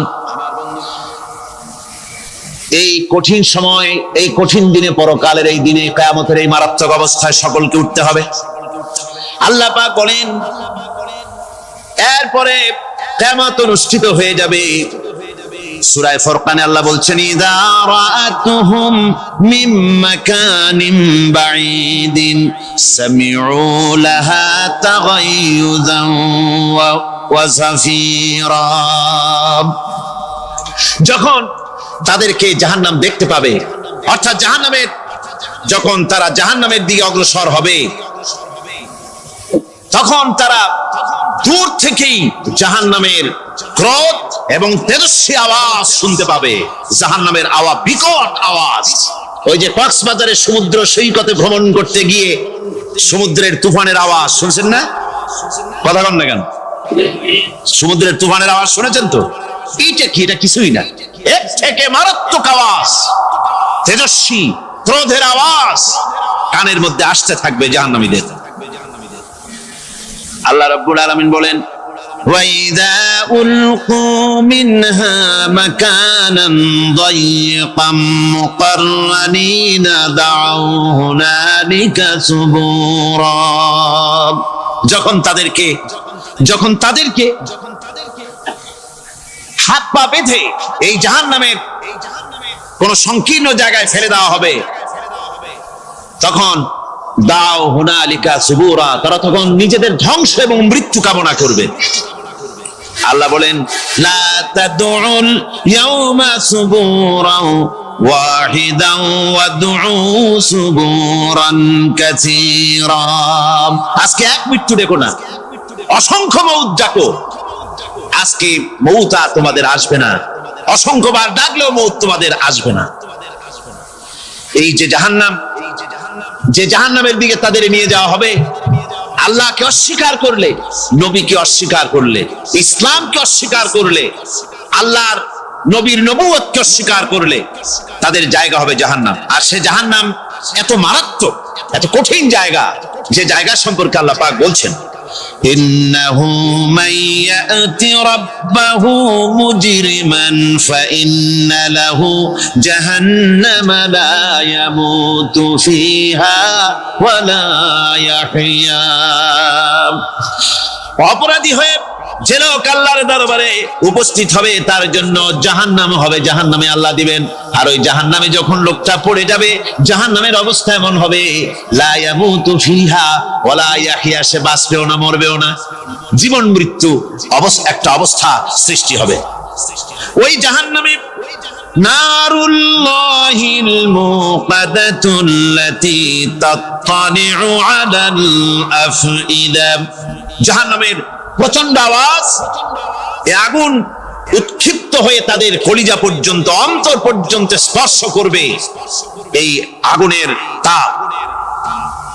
আর এদের পাহারায় রাখা হবে ইন্নাহা আলাইহিম মুসাদাতুন ফি আমাদিম মুমাদ্দাদা, জাহান্নামীদের পাহারায় রাখা হবে নির্মম, কঠোর ব্যবহার, কর্কশ আওয়াজ, কর্কশ ভাষী এ ধরনের ফেরেশতাদেরকে রাখা হবে তাদের পাহারায়, তারা নিয়োজিত থাকবে। আল্লাহ রাব্বুল আলামিন বলেন, ও দুনিয়ার মানুষ, ইয়া আইয়ুহাল্লাযীনা আমানু ও আনফুসাকুম ওয়া আহলিকুম নারা, ও ইমানদারেরা, আল্লাহর তো দয়া বেশি বান্দার জন্য। বান্দার উপরে দয়া কার সবচেয়ে বেশি? সবচেয়ে বেশি দয়া হলো বান্দার উপরে আল্লাহ। আল্লাহ চান না যে সে জাহান্নামে যাক, কঠিন জায়গা জাহান্নাম। আল্লাহ বলেন, ও মুমিনেরা, তুমি নিজে আর তোমার পরিবারবর্গকে জাহান্নামের আগুন থেকে রক্ষা করো, আগুন থেকে রক্ষা করো, জাহান্নামের রাস্তা থেকে তাদের ফিরাও। ওই জাহান্নাম, যেই জাহান্নামের ইন্ধন হবে মানুষ আর পাথর, ফিরাও জাহান্নাম থেকে মানুষকে, তোমার সন্তানদেরকে ফিরাও। আজকে যে সব সন্তানের আল্লাহ বলেন তুমি নিজে বাঁচো, আহল আয়ালকে বাঁচাও। যে সব সন্তান তোমার নামাজ নাই, রোজা নাই, আল্লাহ পরকালের চিন্তা নাই, যারা ইসলামকে বিশ্বাস করে না, যারা মনে করে কোরআন হচ্ছে বেহেশত দোজখের কথা শুধু, ওতে কোন মানুষের অর্থনীতি, সমাজনীতি, রাজনীতির ব্যাপার নাই, মানুষের জীবনের দরকারি জিনিসগুলি সেখানে নাই। সুতরাং আমরা যদি দুনিয়ায় সুখ সমৃদ্ধি পেতে চাই, তাহলে আমাদেরকে মানুষের তৈরি করা মতবাদ মানতে হবে। এইভাবে ছেলেরা যখন মানুষের তৈরিকার মতবাদের দিকে যখন দৌড়ায়, মা বাপ যদি তাদেরকে না ফিরায়, জাহান্নাম থেকে বাঁচাবার জন্য যদি চেষ্টা না করে, কিয়ামতের দিন ওই সন্তানেরা জাহান্নামে, যখন জাহান্নামের অর্ডার তাদের হয়ে যাবে, তারা বলবে, রব্বানা আরিনাল্লাযাইনি আদাল্লানা, হে আমার প্রভু, কে আমাদেরকে গোমরাহ করে দিল, মিনাল জিন্নি ওয়াল ইনসি, জিনের ভিতর থেকে, মানুষের ভিতর থেকে, আমাদের নেতারা, আমাদের মা বাপ, আমাদের মুরব্বী, কারা আমাদের কি বিভ্রান্ত করলো, তোমার রাস্তা থেকে সরায় দিল, ওরা কই? ওদেরকে নিয়ে আসো। আমাদের কি এই খারাপ রাস্তা থেকে ফিরায় নাই, জাহান্নামের পথে চলেছি, আমাকে ফিরায় নাই।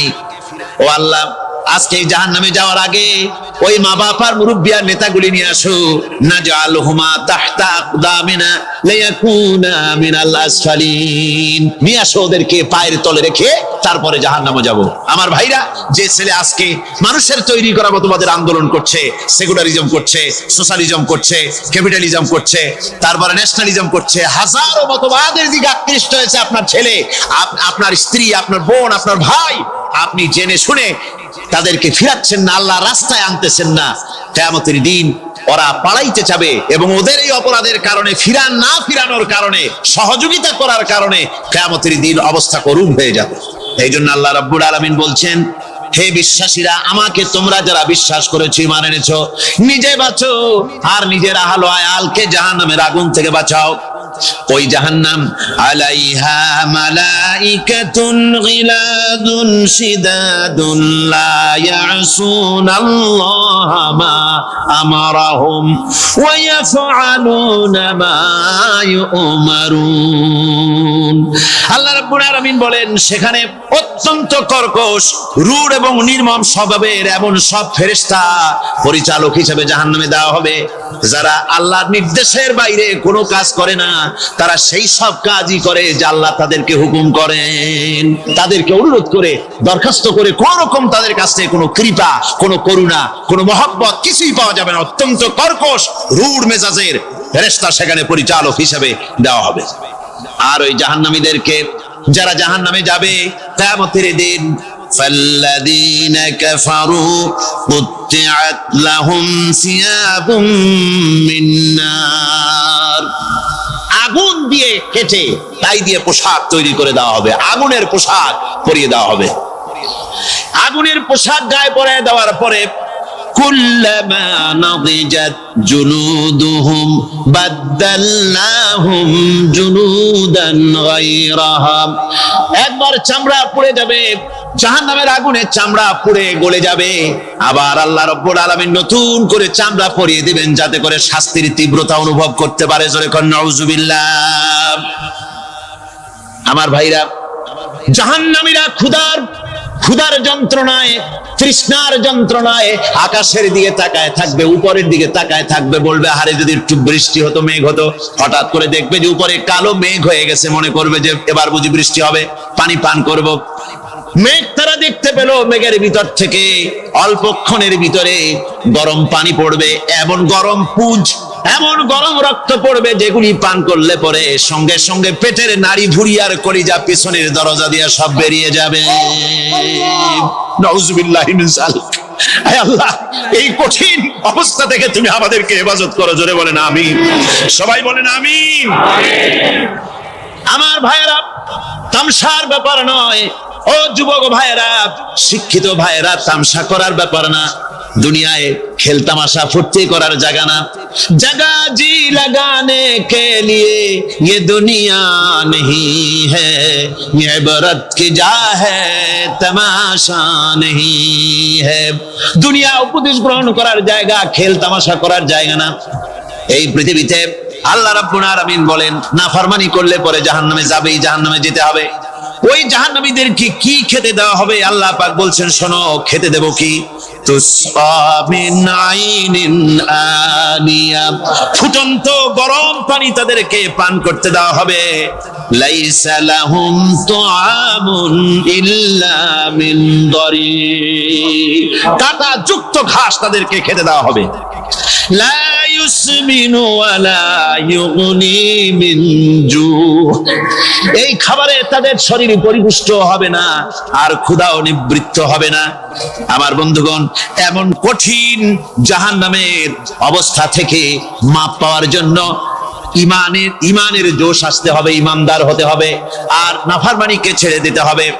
জাহান্নামে যখন মানুষদেরকে নিয়ে যাওয়া হবে, জাহান্নামীদেরকে, ইযা উলকু ফিহা সামিউ লাহা শাহীকান ওয়া হিয়া তাফুর, যখনই খোদাদ্রোহীদেরকে জাহান্নামের দিকে নিয়ে যাওয়া হবে, আজ তো খুব মাতবাড়ি, কত ভক্ত আছে, তারপরে কত শক্তি, কত কিছু, কিন্তু আল্লাহর দরবারে যখন হাজির হবে, কোনো শক্তি তখন কাজে লাগবে না, কোনো শক্তি কাজে লাগবে না।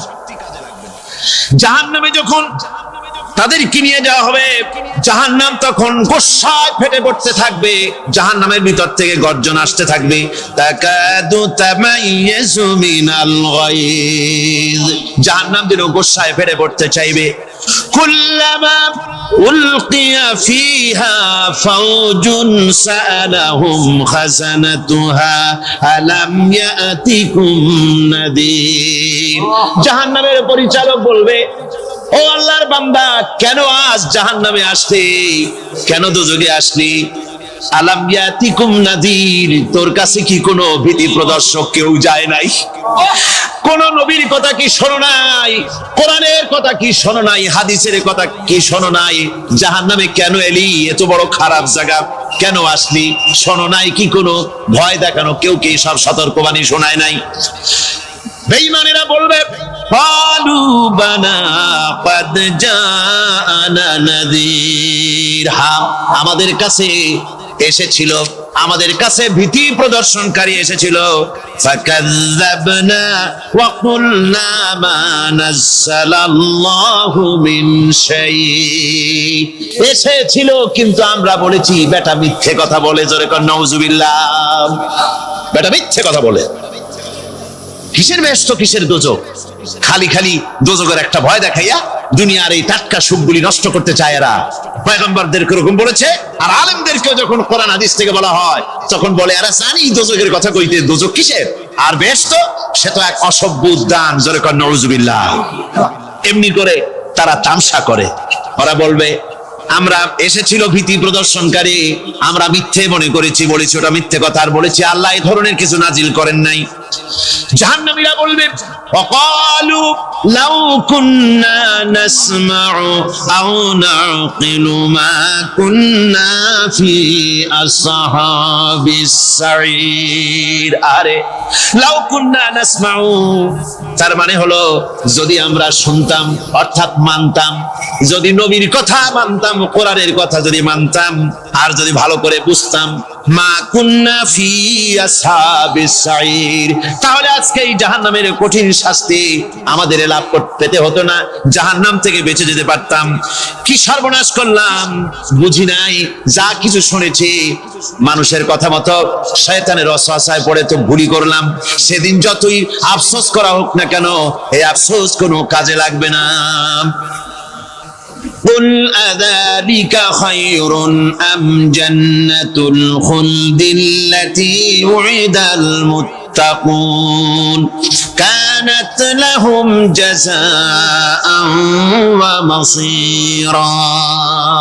আল্লাহ বলছেন এই সব কথা বলার পরে, জাহান্নামের সব শাস্তির কথা শুনাইয়া আল্লাহ বলছেন বলেন কুল আযালিকা খায়রুন, এই পরিণতি কি ভালো যে জাহান্নামের পরিণতির কথা বলা হলো? তোমরা যে সমস্ত অবাধ্যতা করতেছো, ঈমান আনতেছো না, নবীকে গালাগালি করছো, ইসলাম মানতেছো না, নাফরমানি করছো, এর পরিণতি যা হবে আযালিকা খায়রুন, এই পরিণতি কি ভালো? আম জান্নাতুল খুলদিল্লাতী উইদাল মুত্তাকুন, অথবা সেই চিরন্তন জান্নাত যার ওয়াদা করেছেন আল্লাহ পাক মুত্তাকিনদের জন্য, কানাত লাহুম জাযাআন ওয়া মাসীরা, যে জান্নাত হবে তাদের কর্মের প্রতিফল, আর এটাই হবে তাদের মহাযাত্রার শেষ মঞ্জিল। সেই জান্নাত, যে জান্নাত আল্লাহ রেখেছেন মুমিনদের জন্য। কাদের জন্য জান্নাত? মুমিনদের জন্য।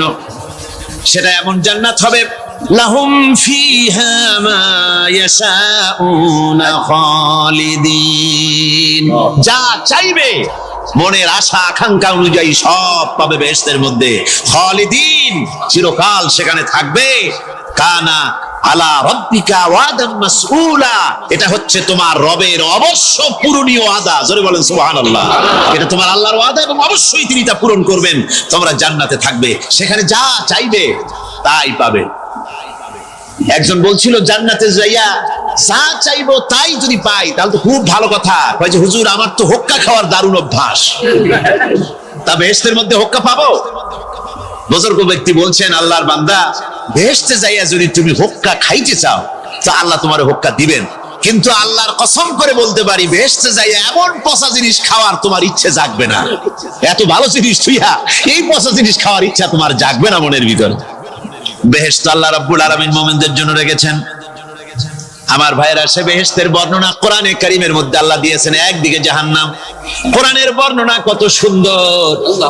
জাহান্নামের কথা শুনতে শুনতে লোকেরা আল্লাহর ভয়তে হতাশ হয়ে যেতে পারে, আল্লাহর ভয়তে। সেই জন্য যত জায়গায় জাহান্নামের বর্ণনা আছে, সাথে সাথে আবার আশার সঞ্চার করার জন্য আল্লাহ জান্নাতের কথা বলেছেন। কাহার এবং জব্বার নাম আল্লাহ যেখানে ব্যবহার করেছেন, সাথে সাথে আবার গফুর রহিম নাম ব্যবহার করেছেন, বান্দা যেন হয়রান হয়ে না যায়। আমার ভাইরা, একদিকে জাহান্নামের এই কঠিন শাস্তির কথা, আবার অপরদিকে আল্লাহ বলেন শোনো, এমন জান্নাত আমি রেখেছি, মাসালুল জান্নাতিল্লাতী উইদাল মুত্তাকুন, এমন বেহেশত মুত্তাকিনদের জন্য যার ওয়াদা করা হয়েছে, এমন বেহেশত সেটা ফিহা আনহারুম মিন মাইন গায়রি আসিন, সেখানে এমন সুন্দর স্বচ্ছ পানির ঝর্ণাধারা, সুমিষ্ট পানির ঝর্ণাধারা রাখা হয়েছে। ওয়া আনহারুম মিন লাবানিন লাম ইয়াতাগায়্যার তা'আমুহু, আর সেখানে দুধের ঝর্ণা রাখা হয়েছে যার স্বাদ কখনো নষ্ট হবে না। ওয়া আনহারুম মিন খামরিন লাজ্জাতান লিশারিবিন, আর রাখা হয়েছে পানীয়ের ঝর্ণাধারা, যা পানকারীদের জন্য অত্যন্ত সুন্দর হবে, খুবই সুস্বাদু হবে। আর রাখা হয়েছে ওয়া আনহারুম মিন আসালিম মুসাফফা, পরিষ্কার পরিচ্ছন্ন সুস্বাদু মধুর ঝর্ণা। জোরে বলেন সুবহানাল্লাহ। গর্ভবতী নারী, তার গর্ভ খসে পড়েছে, মানুষ পাগলের মতো দৌড়াচ্ছে। কারণ কি? পাগল তো হয় নাই। আল্লাহ বলেন আসল কারণ হলো ওয়ালাকিন্না আযাবাল্লাহি শাদীদ, আল্লাহর ভয়ঙ্কর আযাব। আর এই সব দৃশ্য, এই সব কম্পন মানুষের মধ্যে ত্রাস সৃষ্টি করে দিয়েছে, এই অবস্থার সৃষ্টি করেছে। আমার ভাইয়েরা, আল্লাহ পাক বলেন ওয়া আনযিরহুম ইয়াওমাল আজিফাতি ইযিল কুলুবু লাদাল হানাজির কাযিমিন। ও নবী, মানুষদেরকে আপনি সতর্ক করেন, ওই দিনটা এমন হবে ভয়ের চোটে মানুষের কলিজা তার মুখের কাছে চলে আসবে। মানুষ ভয়তে অস্থির হয়ে যাবে, কলিজা গলার কাছে চলে আসবে। সেই দিনের কথা তাদের শোনায় দেন। ওই দিনটা এমন মারাত্মক দিন। ফাকাইফা তাত্তাকুনা ইন কাফারতুম ইয়াওমা ইয়াজআলু বিলদানা শিবা। সেদিন ভয়ে চিন্তায় যুবক ছেলে বৃদ্ধে পরিণত হয়ে যাবে, কিশোরগুলি তরুণগুলি বৃদ্ধে পরিণত হয়ে যাবে। আমার বন্ধুগণ, মানুষ সেদিন দিক বিদিক হয়ে দৌড়াতে থাকবে, পালাবো কোথায়? আল্লাহ কোরআন শরীফে সব কথা বলে দিয়েছেন। ইয়াকুলুল ইনসানু আইনাল মাফার, কোথায় ভাগবো, পালাবো কোথায়? অস্থির হয়ে মানুষ দৌড়াতে থাকবে, পালাবো কোথায়, যাব কোথায়? আল্লাহ বলেন কাল্লা লা ওয়াজারা ইলা রাব্বিকা ইয়াউমাইযিনিল মুস্তাকার। ভাববার কোন রাস্তা নাই, পালাবার কোন পথ নাই, একমাত্র তোমার রব ছাড়া, আল্লাহর দরবার ছাড়া পালানোর কোন রাস্তা আজার নাই। আমার বন্ধুগণ, এই কঠিন সময়, এই কঠিন দিনে, পরকালের এই দিনে, কিয়ামতের এই মারাত্মক অবস্থায় সকলকে উঠতে হবে। আল্লাহ পাক বলেন এরপরে কিয়ামত অনুষ্ঠিত হয়ে যাবে। সূরা ফুরকানে আল্লাহ বলছেন ইযা রাআতুহুম মিন মাকানিন বাঈদিন সামিউ লাহা তাগায়ুযান ওয়া যাফীরা।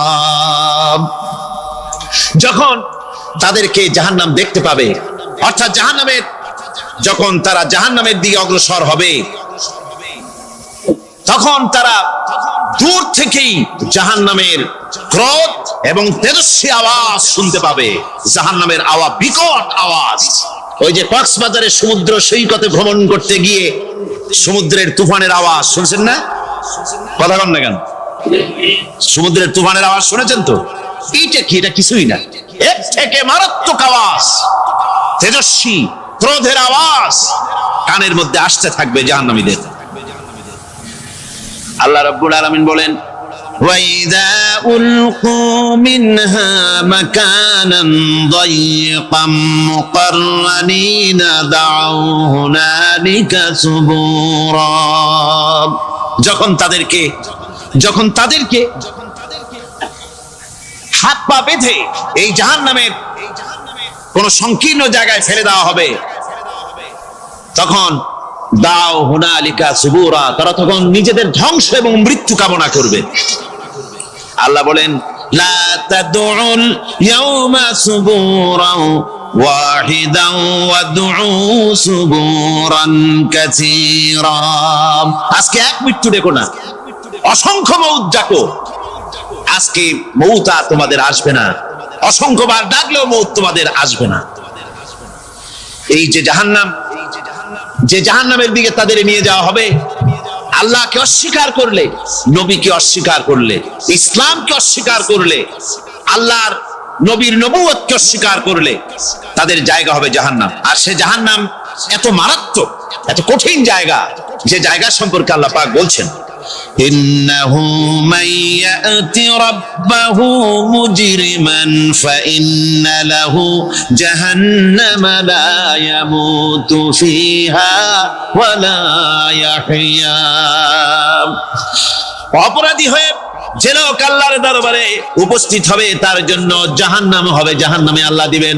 আর ওই জাহান্নামে যখন লোকটা পড়ে যাবে, জাহান্নামের অবস্থা এমন হবে লা ইয়ামুতু ফিহা ওয়া লা ইয়াহইয়া, সে বাঁচবেও না মরবেও না, জীবন মৃত্যু একটা অবস্থা সৃষ্টি হবে। ওই জাহান্নামে নারুল্লাহিল মুকাদাতুল্লাতী তাত্তালিউ আলাল আফইদা, জাহান্নামের প্রচন্ড আওয়াজ, এই আগুন উৎক্ষিপ্ত হয়ে তাদের কলিজা পর্যন্ত, অন্তর পর্যন্ত স্পর্শ করবে এই আগুনের তাপ। আর এদের পাহারায় রাখা হবে ইন্নাহা আলাইহিম মুসাদাতুন ফি আমাদিম মুমাদ্দাদা, জাহান্নামীদের পাহারায় রাখা হবে নির্মম, কঠোর ব্যবহার, কর্কশ আওয়াজ, কর্কশ ভাষী এ ধরনের ফেরেশতাদেরকে রাখা হবে তাদের পাহারায়, তারা নিয়োজিত থাকবে। আল্লাহ রাব্বুল আলামিন বলেন, ও দুনিয়ার মানুষ, ইয়া আইয়ুহাল্লাযীনা আমানু ও আনফুসাকুম ওয়া আহলিকুম নারা, ও ইমানদারেরা, আল্লাহর তো দয়া বেশি বান্দার জন্য। বান্দার উপরে দয়া কার সবচেয়ে বেশি? সবচেয়ে বেশি দয়া হলো বান্দার উপরে আল্লাহ। আল্লাহ চান না যে সে জাহান্নামে যাক, কঠিন জায়গা জাহান্নাম। আল্লাহ বলেন, ও মুমিনেরা, তুমি নিজে আর তোমার পরিবারবর্গকে জাহান্নামের আগুন থেকে রক্ষা করো, আগুন থেকে রক্ষা করো, জাহান্নামের রাস্তা থেকে তাদের ফিরাও। ওই জাহান্নাম, যেই জাহান্নামের ইন্ধন হবে মানুষ আর পাথর, ফিরাও জাহান্নাম থেকে মানুষকে, তোমার সন্তানদেরকে ফিরাও। আজকে যে সব সন্তানের আল্লাহ বলেন তুমি নিজে বাঁচো, আহল আয়ালকে বাঁচাও।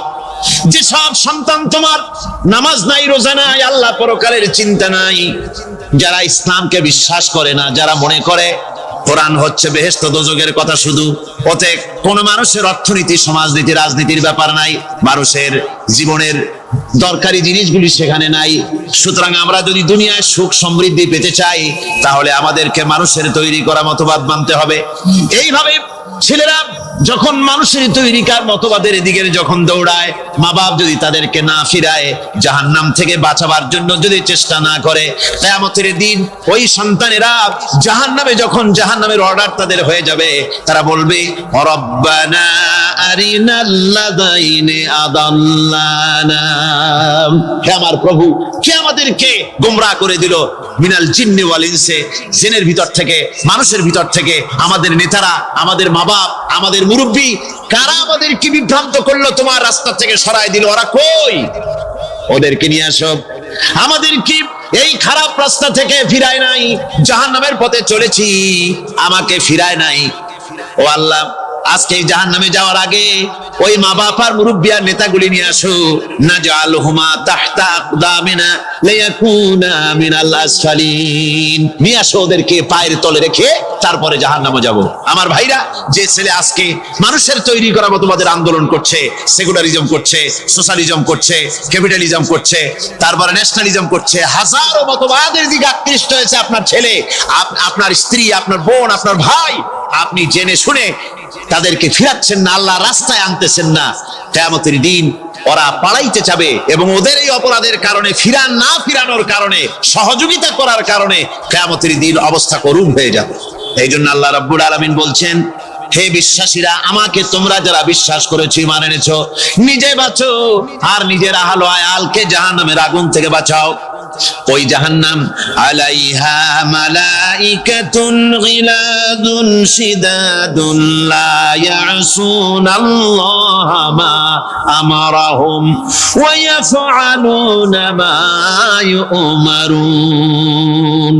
আল্লাহ রাব্বুল আলামিন বলেন, সেখানে অত্যন্ত কর্কশ, রূঢ় এবং নির্মম স্বভাবের এমন সব ফেরেশতা পরিচালক হিসেবে জাহান্নামে দেওয়া হবে, যারা আল্লাহর নির্দেশের বাইরে কোনো কাজ করে না, তারা সেই সব কাজই করে যা আল্লাহ তাদেরকে হুকুম করেন, তাদেরকে অনুরোধ করে, দরখাস্ত করে, কোন রকম তাদের কাছ থেকে কোনো কৃপা, কোনো করুণা, কোনো মহব্বত কিছুই পাওয়া যাবে না। অত্যন্ত কর্কশ, রূঢ় মেজাজের, ফেরেশতা সেখানে পরিচালক হিসেবে দেওয়া হবে।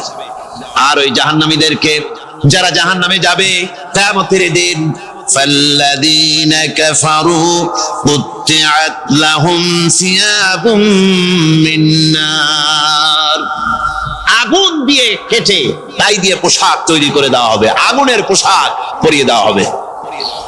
আগুনের পোশাক গায়ে পরিয়ে দেওয়ার পরে কুল্লামা নাদিজাত জুলুদুহুম বাদদালনাহুম জুলুদান গায়রাহা, একবার চামড়া পুড়ে যাবে, জাহান্নামের আগুনে চামড়া পুড়ে গলে যাবে, আবার আল্লাহ রাব্বুল আলামিন নতুন করে চামড়া পরিয়ে দিবেন যাতে করে শাস্তির তীব্রতা অনুভব করতে পারে। জোরে কোন নাউজুবিল্লাহ।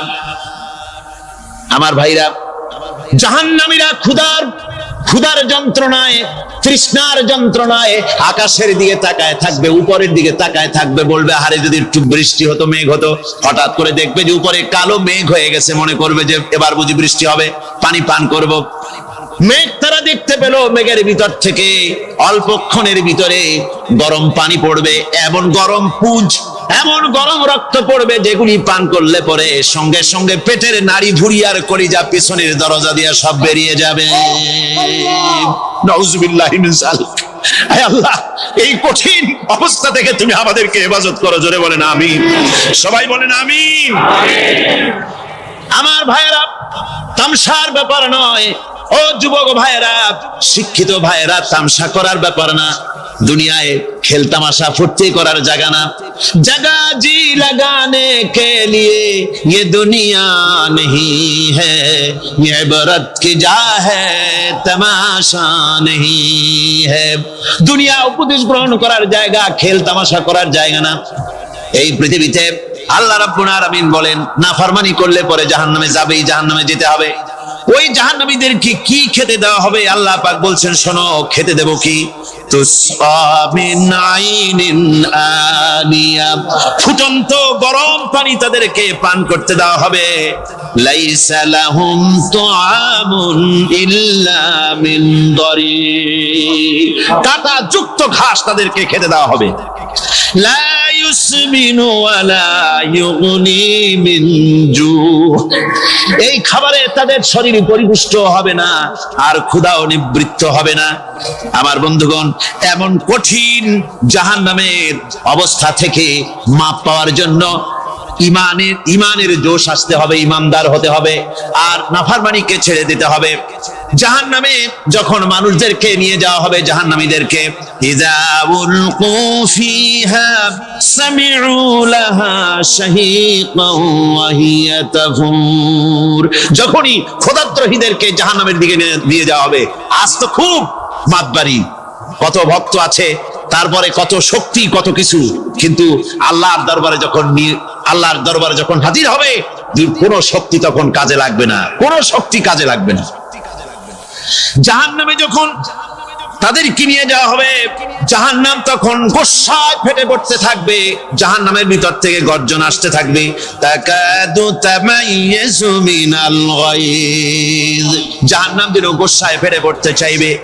কুল্লামা উলকিয়া ফিহা ফাওজুন সাআলাহুম খাজানাতুহা আলাম ইয়াতিকুম নাদির, জাহান্নামের পরিচালক বলবে, ও আল্লাহর বান্দা, কেন আজ জাহান্নামে আসলি, কেন দোজখে আসলি? আলাম ইয়াতিকুম নাদির, তোর কাছে কি কোনো ভীতি প্রদর্শক কেউ যায় নাই? কোন নবীর কথা কি শোনো নাই? কোরআনের কথা কি শোনো নাই? হাদিসের কথা কি শোনো নাই? জাহান্নামে কেন এলি? এত বড় খারাপ জায়গা কেন আসলি? শোনো নাই কি? কোনো ভয় দেখানো কেউ কি সব সতর্কবাণী শোনায় নাই? বেঈমানেরা বলবে, ক্বালু বানা ক্বাদ জাআনা নাযীর, হ্যাঁ, আমাদের কাছে এসেছিল, আমাদের কাছে ভীতি প্রদর্শনকারী এসেছিল। ফাকাযযাবনা ওয়া কুলনা মা নাযালাল্লাহু মিন শাই, ইসলাম শিখিয়েছে শেষ নিঃশ্বাস পর্যন্ত তোমাকে লড়ে যেতে হবে। এই পৃথিবীতে কেউ কাউকে জায়গা করে দেয় না, জায়গা করে নিতে হবে। এই পৃথিবীটা, the life is not a bed of roses, এটা ফুল বিছানো কোনো ফুল সজ্জা নয়, এটা কণ্টকাকীর্ণ, কেউ আপনার স্পেস করে দিবে না। কেউ আপনাকে সুযোগ করে দিবে না, কেউ আপনার জায়গা করে দিবে না, বরং আপনি জায়গা করে নিলে টাইনা নিচে নামাবে। কথা বলেন। এজন্য কখনো অলসতাকে স্থান দেয়া যাবে। রসুল বাত্তালি দুক্কানু শয়তান, অলস মস্তিষ্ক শয়তানের আড্ডা। অলস যদি কেউ থাকে এটারে টেনে বেঁধে কাজে নামাবে, পারা যাবে? আল্লাহ তাআলা ততক্ষণ পর্যন্ত কোন জাতির ভাগ্যের চাকার পরিবর্তন করে না যতক্ষণ পর্যন্ত ওই জাতি নিজে নিজের ভাগ্যের চাকার পরিবর্তন করতে না চায়। চিল্লা এখন ঠিক কিনা? আমরা আজকে অলসতাকে নো বলে যাবো এই মাহফিল থেকে। অলসতাকে আমরা কি বলবো? আওয়াজ করে বলতে হবে। অলসতাকে কি বলবো আমরা? মুমিনের জীবনে কোনো অলসতা নেই। যখন আমরা এই সিদ্ধান্তে আসতে পারবো যে আমরা অলস সময় কাটাবো না, আমরা আমাদের এই সময়গুলোকে প্রোডাক্টিভ ওয়েতে কাজে লাগাবো, কোনো না কোনো কাজের সাথে জড়িত হব। Never under estimate any job, whether it's big or small, বড় হোক বা ছোট হোক, কোনো কাজকে আমরা ছোট করে দেখবো না। যে কোনো কাজ করো না ভাই, যে কোনো কাজ করো তা যেন হয় সবার চেয়ে সবচেয়ে সুন্দর। আমাদের অবসর সময়গুলোকে কাজে লাগানোর দরকার আছে না নাই? আমরা নিজেদেরকে কর্মঠ করে কর্মজীবী হিসেবে, শ্রমজীবী হিসেবে নিজেদেরকে প্রতিষ্ঠিত করতে চাই। রাজি আছে মুসলমান? লক্ষ্মীপুরের যুবক ছেলেরা আওয়াজ করে বলো, পারা যাবে? লজ্জা কিসে? লজ্জা কিসে? অনেকে টাঙ্কি মারে, এদিক সেদিক ঘুরে আর বলে আমার আব্বা চেয়ারম্যান। আরে তোর আব্বা চেয়ারম্যান, তুই কি? আমার আব্বা MP, member of the parliament. আরে তোর বাবা এমপি, এটা তো তার গৌরব, তোর কি আছে সেটা বল। এজন্য নিজের পায়ে দাঁড়াবো। অলসতার সাথে আমাদের কোনো সম্পর্ক। আজকের এই মাহফিল থেকে আমরা অলসতা, অকর্মণ্যতাকে নো বলে দিলাম। অলসতাকে আমরা কি বললাম? আরো জোরে বলতে হবে। অলসতাকে কি বলবো? আর সব সময় কর্মঠ থাকবো, এনার্জেটিক থাকবো, নিজের পায়ে দাঁড়াবো, আইডিয়া জেনারেট করব, এন্টারপ্রেনার হওয়ার চেষ্টা করব, নতুন নতুন উদ্যোক্তা হওয়ার মাধ্যমে আমরা আমাদের নিজেদের ভাগ্য পরিবর্তনের চেষ্টা করব। কারণ আল্লাহ বলেছেন, ইন্নাল্লাহা লা ইউগাইয়িরু মা বিকাউমিন হাত্তা ইউগাইয়িরু মা বিআনফুসিহিম। আল্লাহ তাআলা ততক্ষণ পর্যন্ত কোনো জাতির ভাগ্যের চাকার পরিবর্তন করে না যতক্ষণ পর্যন্ত ওই জাতি নিজে নিজের ভাগ্যের চাকার পরিবর্তন করতে না চায়। চিল্লা এখন ঠিক কিনা? লাকাদ খালাকনা, একটা বাবার স্পার্মের মধ্যে 2 কোটি যদি শুক্রাণু না থেকে সেখান থেকে সন্তান হয় না। তার মানে এই 2 কোটি শুক্রাণুর মধ্য থেকে আপনি একজন সফল মানুষ, যিনি বাকি 2 কোটির মধ্য থেকে সব শুক্রাণুগুলোকে হারিয়ে আপনি সফল হতে পেরেছেন। সেখান থেকে দুনিয়ার বুকে আপনি যখন এসেছেন, আপনাকে সংগ্রাম করে আসতে হয়েছে। যারা সিজারের মাধ্যমে পৃথিবীতে আসে তাদের এই সংগ্রামটা থাকে না, কিন্তু যারা নর্মাল প্রসেসে পৃথিবীতে আসে তাদের প্রচন্ড সংগ্রাম করে, প্রচন্ড চাপা খেয়ে পৃথিবীতে আসতে হয়। ঠিক কিনা? কারণ আমাদের সাইজ ছিল অনেক বড়। আমাদের মায়ের যে অঙ্গটা দিয়ে আমরা পৃথিবীতে আসব, ওই জায়গাটা ছিল খুবই সরু। আমাকে সংগ্রাম করে, আমাকে যুদ্ধ করে, আমার নিজের অস্তিত্বের প্রমাণ দিয়ে চিৎকার মেরে এই পৃথিবীতে আসতে হয়েছে। চিল্লায় বলো ঠিক কিনা? এই জন্য এই পৃথিবীর বুকে আমরা যতদিন থাকবো সংগ্রাম করে বাঁচতে হবে। ঠিক কিনা? পরিশ্রমে লজ্জা আছে? লজ্জা কিসে? মনে থাকবে লক্ষ্মীপুরের ছেলেরা, যে আয়াত দিয়ে শুরু করেছি সে আয়াত দিয়ে শেষ করছি। যখন সালাতের সময় হয় মসজিদে যাব, আর সালাত যখন শেষ হয় তখন মসজিদের বাইরে আমরা কাজে নেমে পড়বো। রাজি আছি তো? ফাইদা কুদিয়াতিস সালাতু ফান্তাশিরু ফিল আরদি ওয়াবতাগু মিন ফাদলিল্লাহ ওয়া যিকুরুল্লাহা কাসীরান লাআল্লাকুম তুফলিহুন। যখন তোমাদের সালাত শেষ হয়ে যায় তখন তোমরা কর্মস্থলে ছড়িয়ে পড়ো। আল্লাহ শিক্ষা দিয়েছে, যেই পরিস্থিতিতে থাকো না কেন তোমাকে শ্রম ব্যয় করে, কষ্ট করে তোমার উপার্জন করতে হবে, রিজিকের বন্দোবস্ত করতে হবে। চিল্লায় বলেন ঠিক কিনা? ইসলাম আমাদেরকে এটাই শিখিয়েছে, কাজে লজ্জা নাই। আবার বিশ্বনবী বললেন, ইন খামাতিস সাআ ওয়া ফি ইয়াদি আহাদিকুম ফাসিলাতুন, তোমাদের কারো হাতে যদি একটা চারা বীজ থাকে, সে যদি দেখে কিয়ামত হতে শুরু করেছে, ফাইন ইসতাতাআ আন ইয়াগরিসাহা ক্বাবলা আন তাকুমাস সাআ ফালইয়াগরিসহা। কারো হাতে একটা চারা বীজ নিয়ত করেছে, চারা বীজটা রোপণ করবে।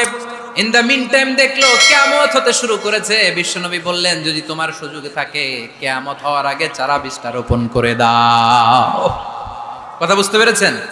আপনার হাতে একটা চারা বীজ, আপনি প্ল্যান করেছেন এই চারা বীজটা রোপণ করবেন, ইন দ্য মিন টাইম দেখলেন কি হওয়া শুরু হয়েছে, ইদা জুলজিলাতিল আরদু জিলজালাহা, দ্য বিগেস্ট আর্থকোয়েক, ভূমিকম্প শুরু হয়েছে, কিয়ামত হয়ে যাবে।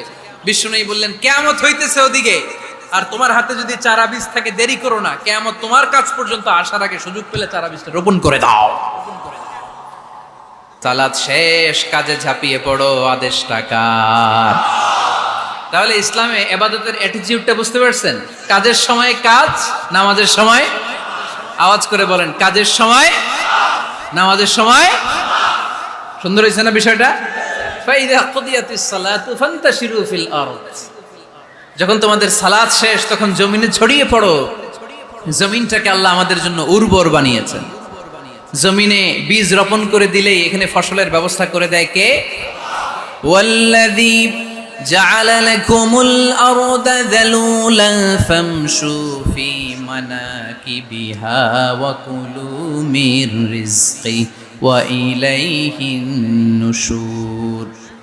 তিনি তো এমন সত্তা যিনি তোমাদের জন্য জমিনটারে ফ্ল্যাট বানিয়ে দিয়েছেন, সমতল বানিয়ে দিয়েছেন। এই জমিনের অলিতে গলিতে, বনে বাদারে, রাস্তায়, সাগরে, পাতালে, পাহাড়ে, বিভিন্ন জায়গায় তোমরা ঘুরে বেড়াও, সেখানে যে আমি আল্লাহর রিজিক তালাশ করো। সুবহানাল্লাহ। এই জমিনটাকে আল্লাহ সাহালাতুল মাসালেক, চলার জন্য সহজ বানিয়ে দিয়েছেন, ফ্ল্যাট, উঁচু নিচু নাই। এই যে লক্ষ্মীপুরের আজকে এই যে প্যান্ডেলের এইখানে উঁচু নিচু আছে, আজকে এইখানে যদি উঁচু হতো ওইখানে নিচু হতো, আমরা ঠিক মতো দেখতে পারতেন? বিমান থেকে এটা খুব সুন্দর দেখা যায়, জমিনটা খুব ফ্ল্যাট দেখা যায়, সমতল। এই সমতল হওয়ার কারণে এখানে চাষাবাদের সুযোগ সুবিধা করে দিয়েছে কে?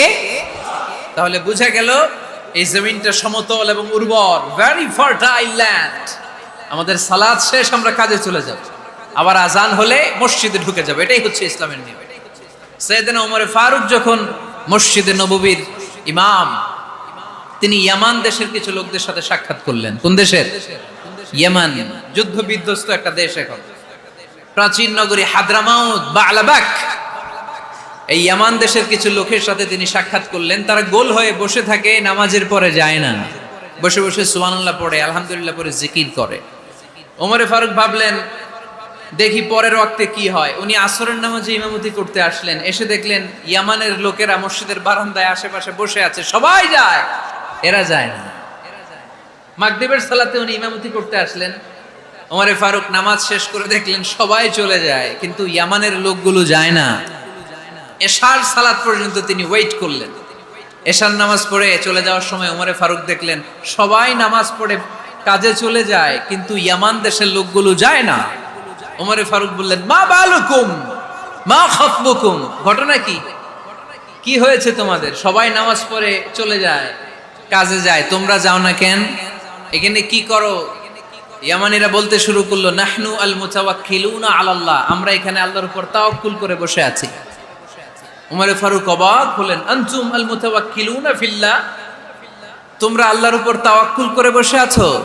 তো এই যে সারাটা দিন ঘাপটি মেরে এখানে বসে থাকলে তোমাদের খাবার আসে কোত্থেকে? উপার্জন হয় কি করে? ইনকাম আসে কোত্থেকে? রুজি রুটি হয় কোত্থেকে? ইয়ামানি লোকগুলো বললো, আমরা এখানে বসে বসে জিকির করি, তেলাওয়াত করি, বুজুর্গের মতো বসে থাকি, আমাদের বুজুর্গিয়া জিকির দেখে আশেপাশের লোকেরা এসে আমাদেরকে খাবার দিয়ে যায়। ওমর ফারুক বললেন, সর্বনাশ, তাইলে তো তোমরা আল মুতাওয়াক্কিলুনা ফিল্লাহ না, তোমরা হচ্ছে আল মুতাওয়াক্কিলুনা আলা বা'দিকুম বা'দা, একে অপরের উপর নির্ভরশীল। যারা প্লেটে করে খাবার নিয়ে আসে তোমরা তাদের উপর তাওয়াক্কুল করছো, কারণ তারা যদি প্লেট ভরে খাবার নিয়ে আসে তোমাদের পেটে কোনো দানা পানি পড়বে না। তোমরা আল্লাহর উল্লাহ নও, তোমাদের সাধ্যের সবটুকু করার পরে তারপরে তোমরা তাওয়াক্কুল করবে। কি সুন্দর ইসলাম! এক সাহাবী বললেন, ইয়া রাসূলুল্লাহ, আমি ওটে চড়ে এসেছি, তো আপনি তো আমাদেরকে তাওয়াক্কুলের ওয়াজ করেছেন, আমি ওটের রশিটা গাছের মধ্যে না বেঁধে যদি শুয়ে থাকে আল্লাহর উপর তাওয়াক্কুল করি, ওটটা থাকবে না? বিশ্বনবী বললেন, না, তোমার ওট থাকবে না, আগে রশি দিয়ে ওটটা বাঁধো, ইআকিলহা সুম্মা তাওয়াক্কাল আলাল্লাহ, আগে টাইট করে রশি দিয়ে গাছের সাথে ওটের রশিটা বাঁধো, এরপর আল্লাহর উপর তাওয়াক্কুল করো। এইটার নাম তাওয়াক্কুল। চিল্লায় বলেন ঠিক কিনা? আপনার পার্টটা আপনার করতে হবে। আপনার যে রোল, এই রোলটা প্লে করতে হবে। আপনার সর্বোচ্চটুকু করার পরে আমরা তাওয়াক্কুল করি একজনের উপর। চিল্লায় বলেন তিনি কে? ওমর ফারুক বললেন, তোমরা মুতাওয়াক্কিলুনা আলাল্লাহ নাও, তোমরা বের হয়ে যাও। খবরদার এরপরে কোনো দিন তোমাদেরকে যেন এই মসজিদের মধ্যে ঘাপটি মেরে গোল হয়ে বসে থাকতে না দেখা যায়। কারণ ফাইদা কুদিয়াতিস সালাতু ফান্তাশিরু ফিল আরদ ওয়াবতাগু মিন ফাদলিল্লাহ। ইসলামের বিধান হচ্ছে যখন নামাজ শেষ মসজিদে বসে থাকা যাবে। চিল্লায় বলেন বসে থাকা যাবে? যাবে না। সর্বোচ্চটুকু করে তারপরে আপনাকে বের হয়ে যেতে হবে। প্রতিদিন সকালবেলা পাখির বাসা থেকে দেখবেন পাখিগুলো খালি পেটে বের হয়ে যায়। আপনাদের এই এলাকায় পাখির বাসা আছে? কি পাখির বাসা আছে? হ্যাঁ, সব পাখি আছে। তো সকালবেলা দেখবেন পাখির বাসা থেকে পাখিগুলো খালি পেটে বের হয়ে যায়।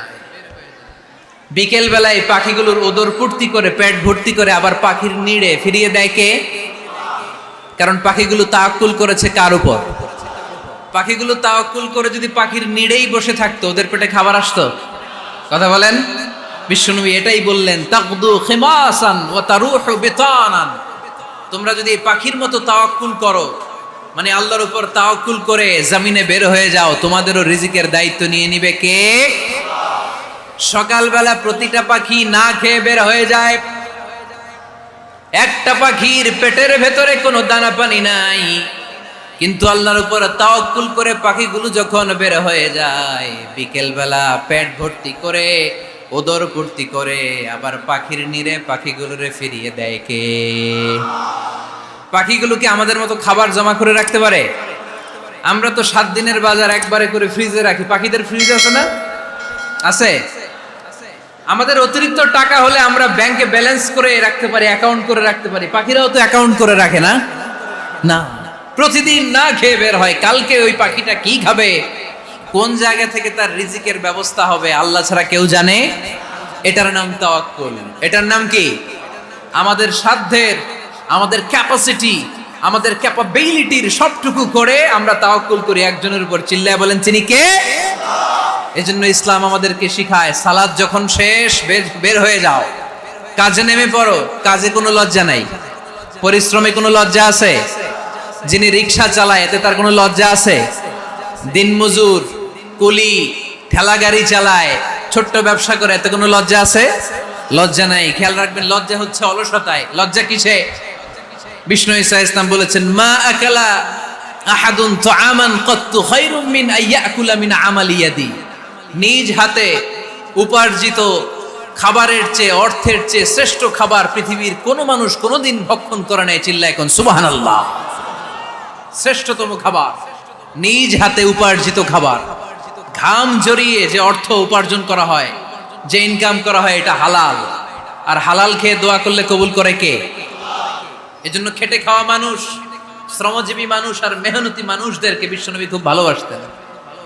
তারা বিশ্বনবীর বন্ধু আর বিশ্বনবী ছিল তাদের বন্ধু। সুবহানাল্লাহ পড়েন।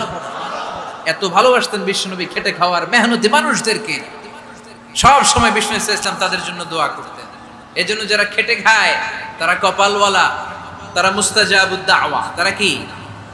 মুস্তাজাবুদ দাওয়া মানে এমন ব্যক্তি যে ব্যক্তি দোয়া করতে দেরি হয় কিন্তু দোয়া কবুল হতে দেরি হয় না। আপনারা এখানে ব্যবসা করেন কে কে? দেখি তো হাত তুলেন তো। ব্যবসা, মাশাআল্লাহ, অনেক ব্যবসায়ী আছে তো দেখি। আচ্ছা, হাত নামান। চাকরি করেন কে কে? চাকরি, চাকরিও তো অনেক করে দেখি, হাত নামান। প্রবাসী, ছুটিতে দেশে আসছেন। হুজুর আমি আছি, কই? আপনি দেখতে আসছেন? মাশাআল্লাহ। কোন দেশে থাকেন? সৌদি আরব। আলহামদুলিল্লাহ। সৌদিতে ভাল লাগে নাকি সৌদি স্বপ্নের দেশ, খাটতে খাটতে জীবন শেষ? ইনশাআল্লাহ। আচ্ছা, ইউনিভার্সিটির স্টুডেন্ট আছো কারা কারা দেখি? মাশাআল্লাহ, হাত নামাও।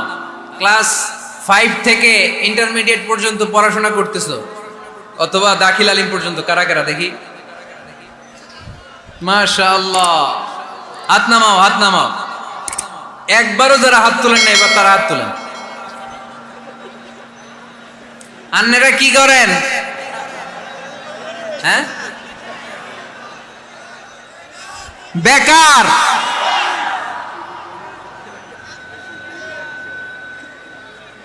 বাংলাদেশে চাকরির বাজার খুব মন্দা, ঠিক কিনা? বাংলাদেশ ইন্ডিয়াতে চাকরি পেতে অনেক কষ্ট। সামান্য একটা পদের জন্য যেখানে চেয়েছে ক্লাস 8 পাস, এখানে ডবল মাস্টার ডিগ্রি অ্যাপ্লাই করছে কয়েক লক্ষ। এজন্য আমাদেরকে উদ্যোক্তা হতে হবে। You have to be the entrepreneur. আমাদের উদ্যোক্তা দরকার, বেশি বেশি নতুন নতুন উদ্যোক্তা। নিজেই এমন আইডিয়া নিয়ে আসবে যেই আইডিয়া বিক্রি করে দুর্দান্ত আইডিয়া দিয়ে তুমি পুরো দেশ কাঁপিয়ে দিতে পারো। পারা যাবে না লক্ষ্মীপুরের ছেলেরা?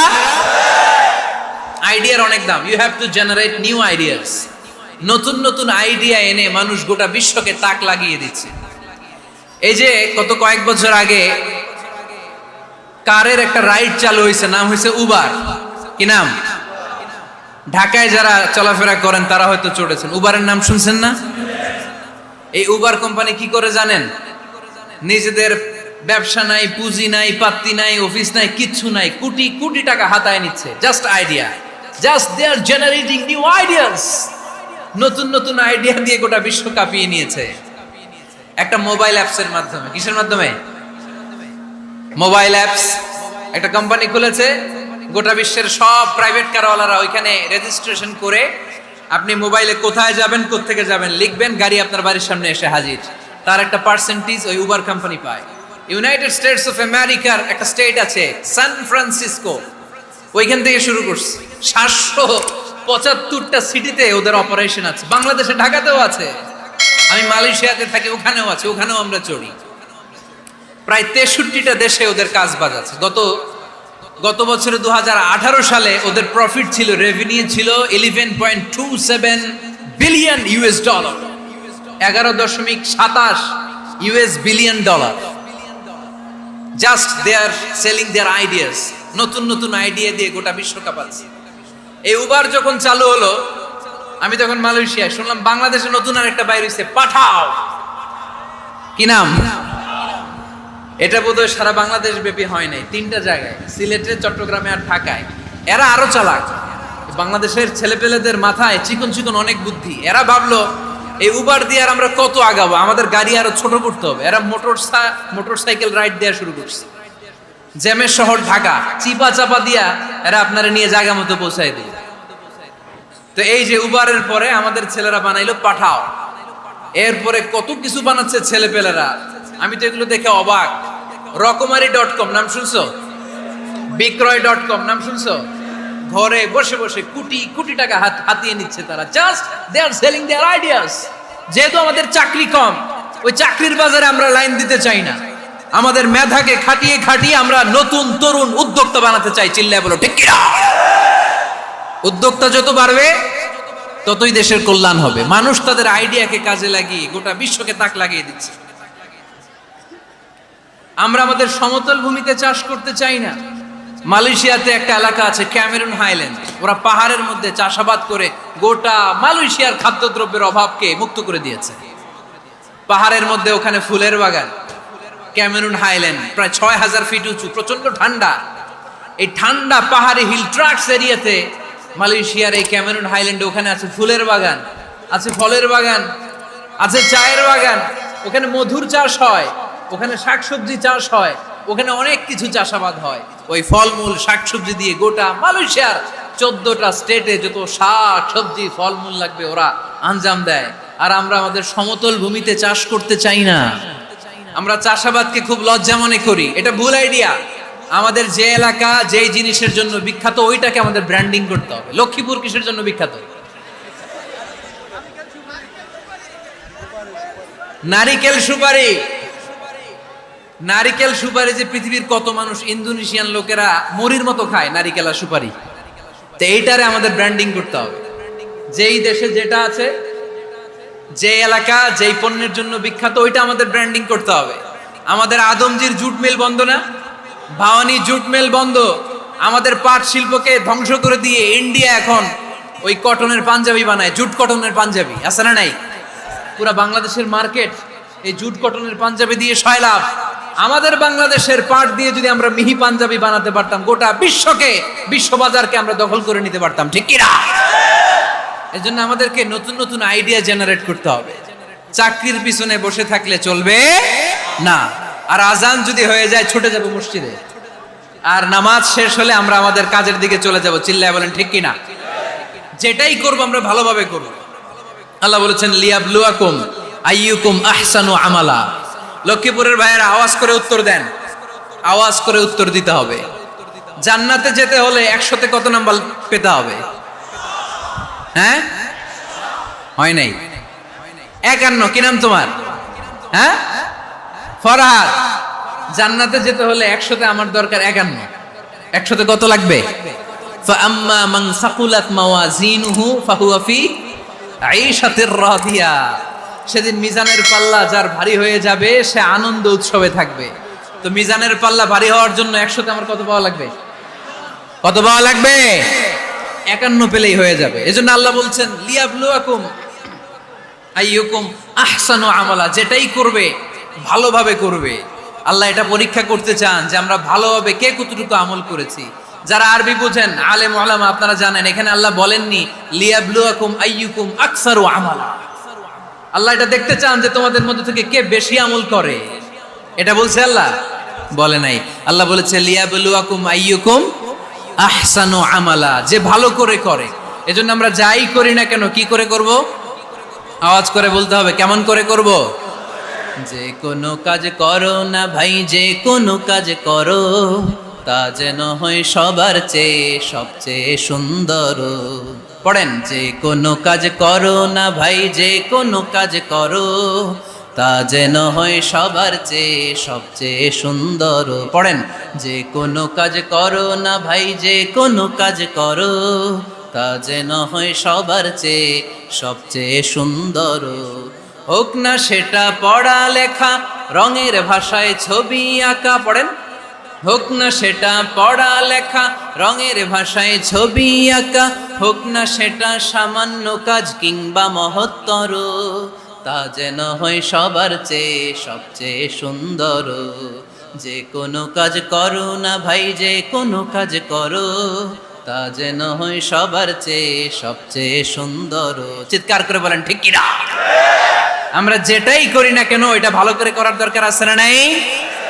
এজন্য কাজে আর শ্রমে কোনো লজ্জা নাই। লজ্জা হচ্ছে অলসতায়। লজ্জা কিসে? অলসতায়। কাজ করে খেতাও, কাজে লজ্জা নেই। লজ্জা হচ্ছে অলসতায়। লজ্জা কিসে? আজকের আলোচনা থেকে এটা মুখস্থ করে নিতে হবে। কাজে লজ্জা নেই। লক্ষ্মীপুরের ইয়াংস্টারেরা শ্রমে লজ্জা নেই, পরিশ্রমে লজ্জা নেই, লজ্জা অলসতায়। লজ্জা কিসে? আরো জোরে। নবীরা কি এমনি এমনি বসে বসে খাইছে? কঠিন পরিস্থিতিতেও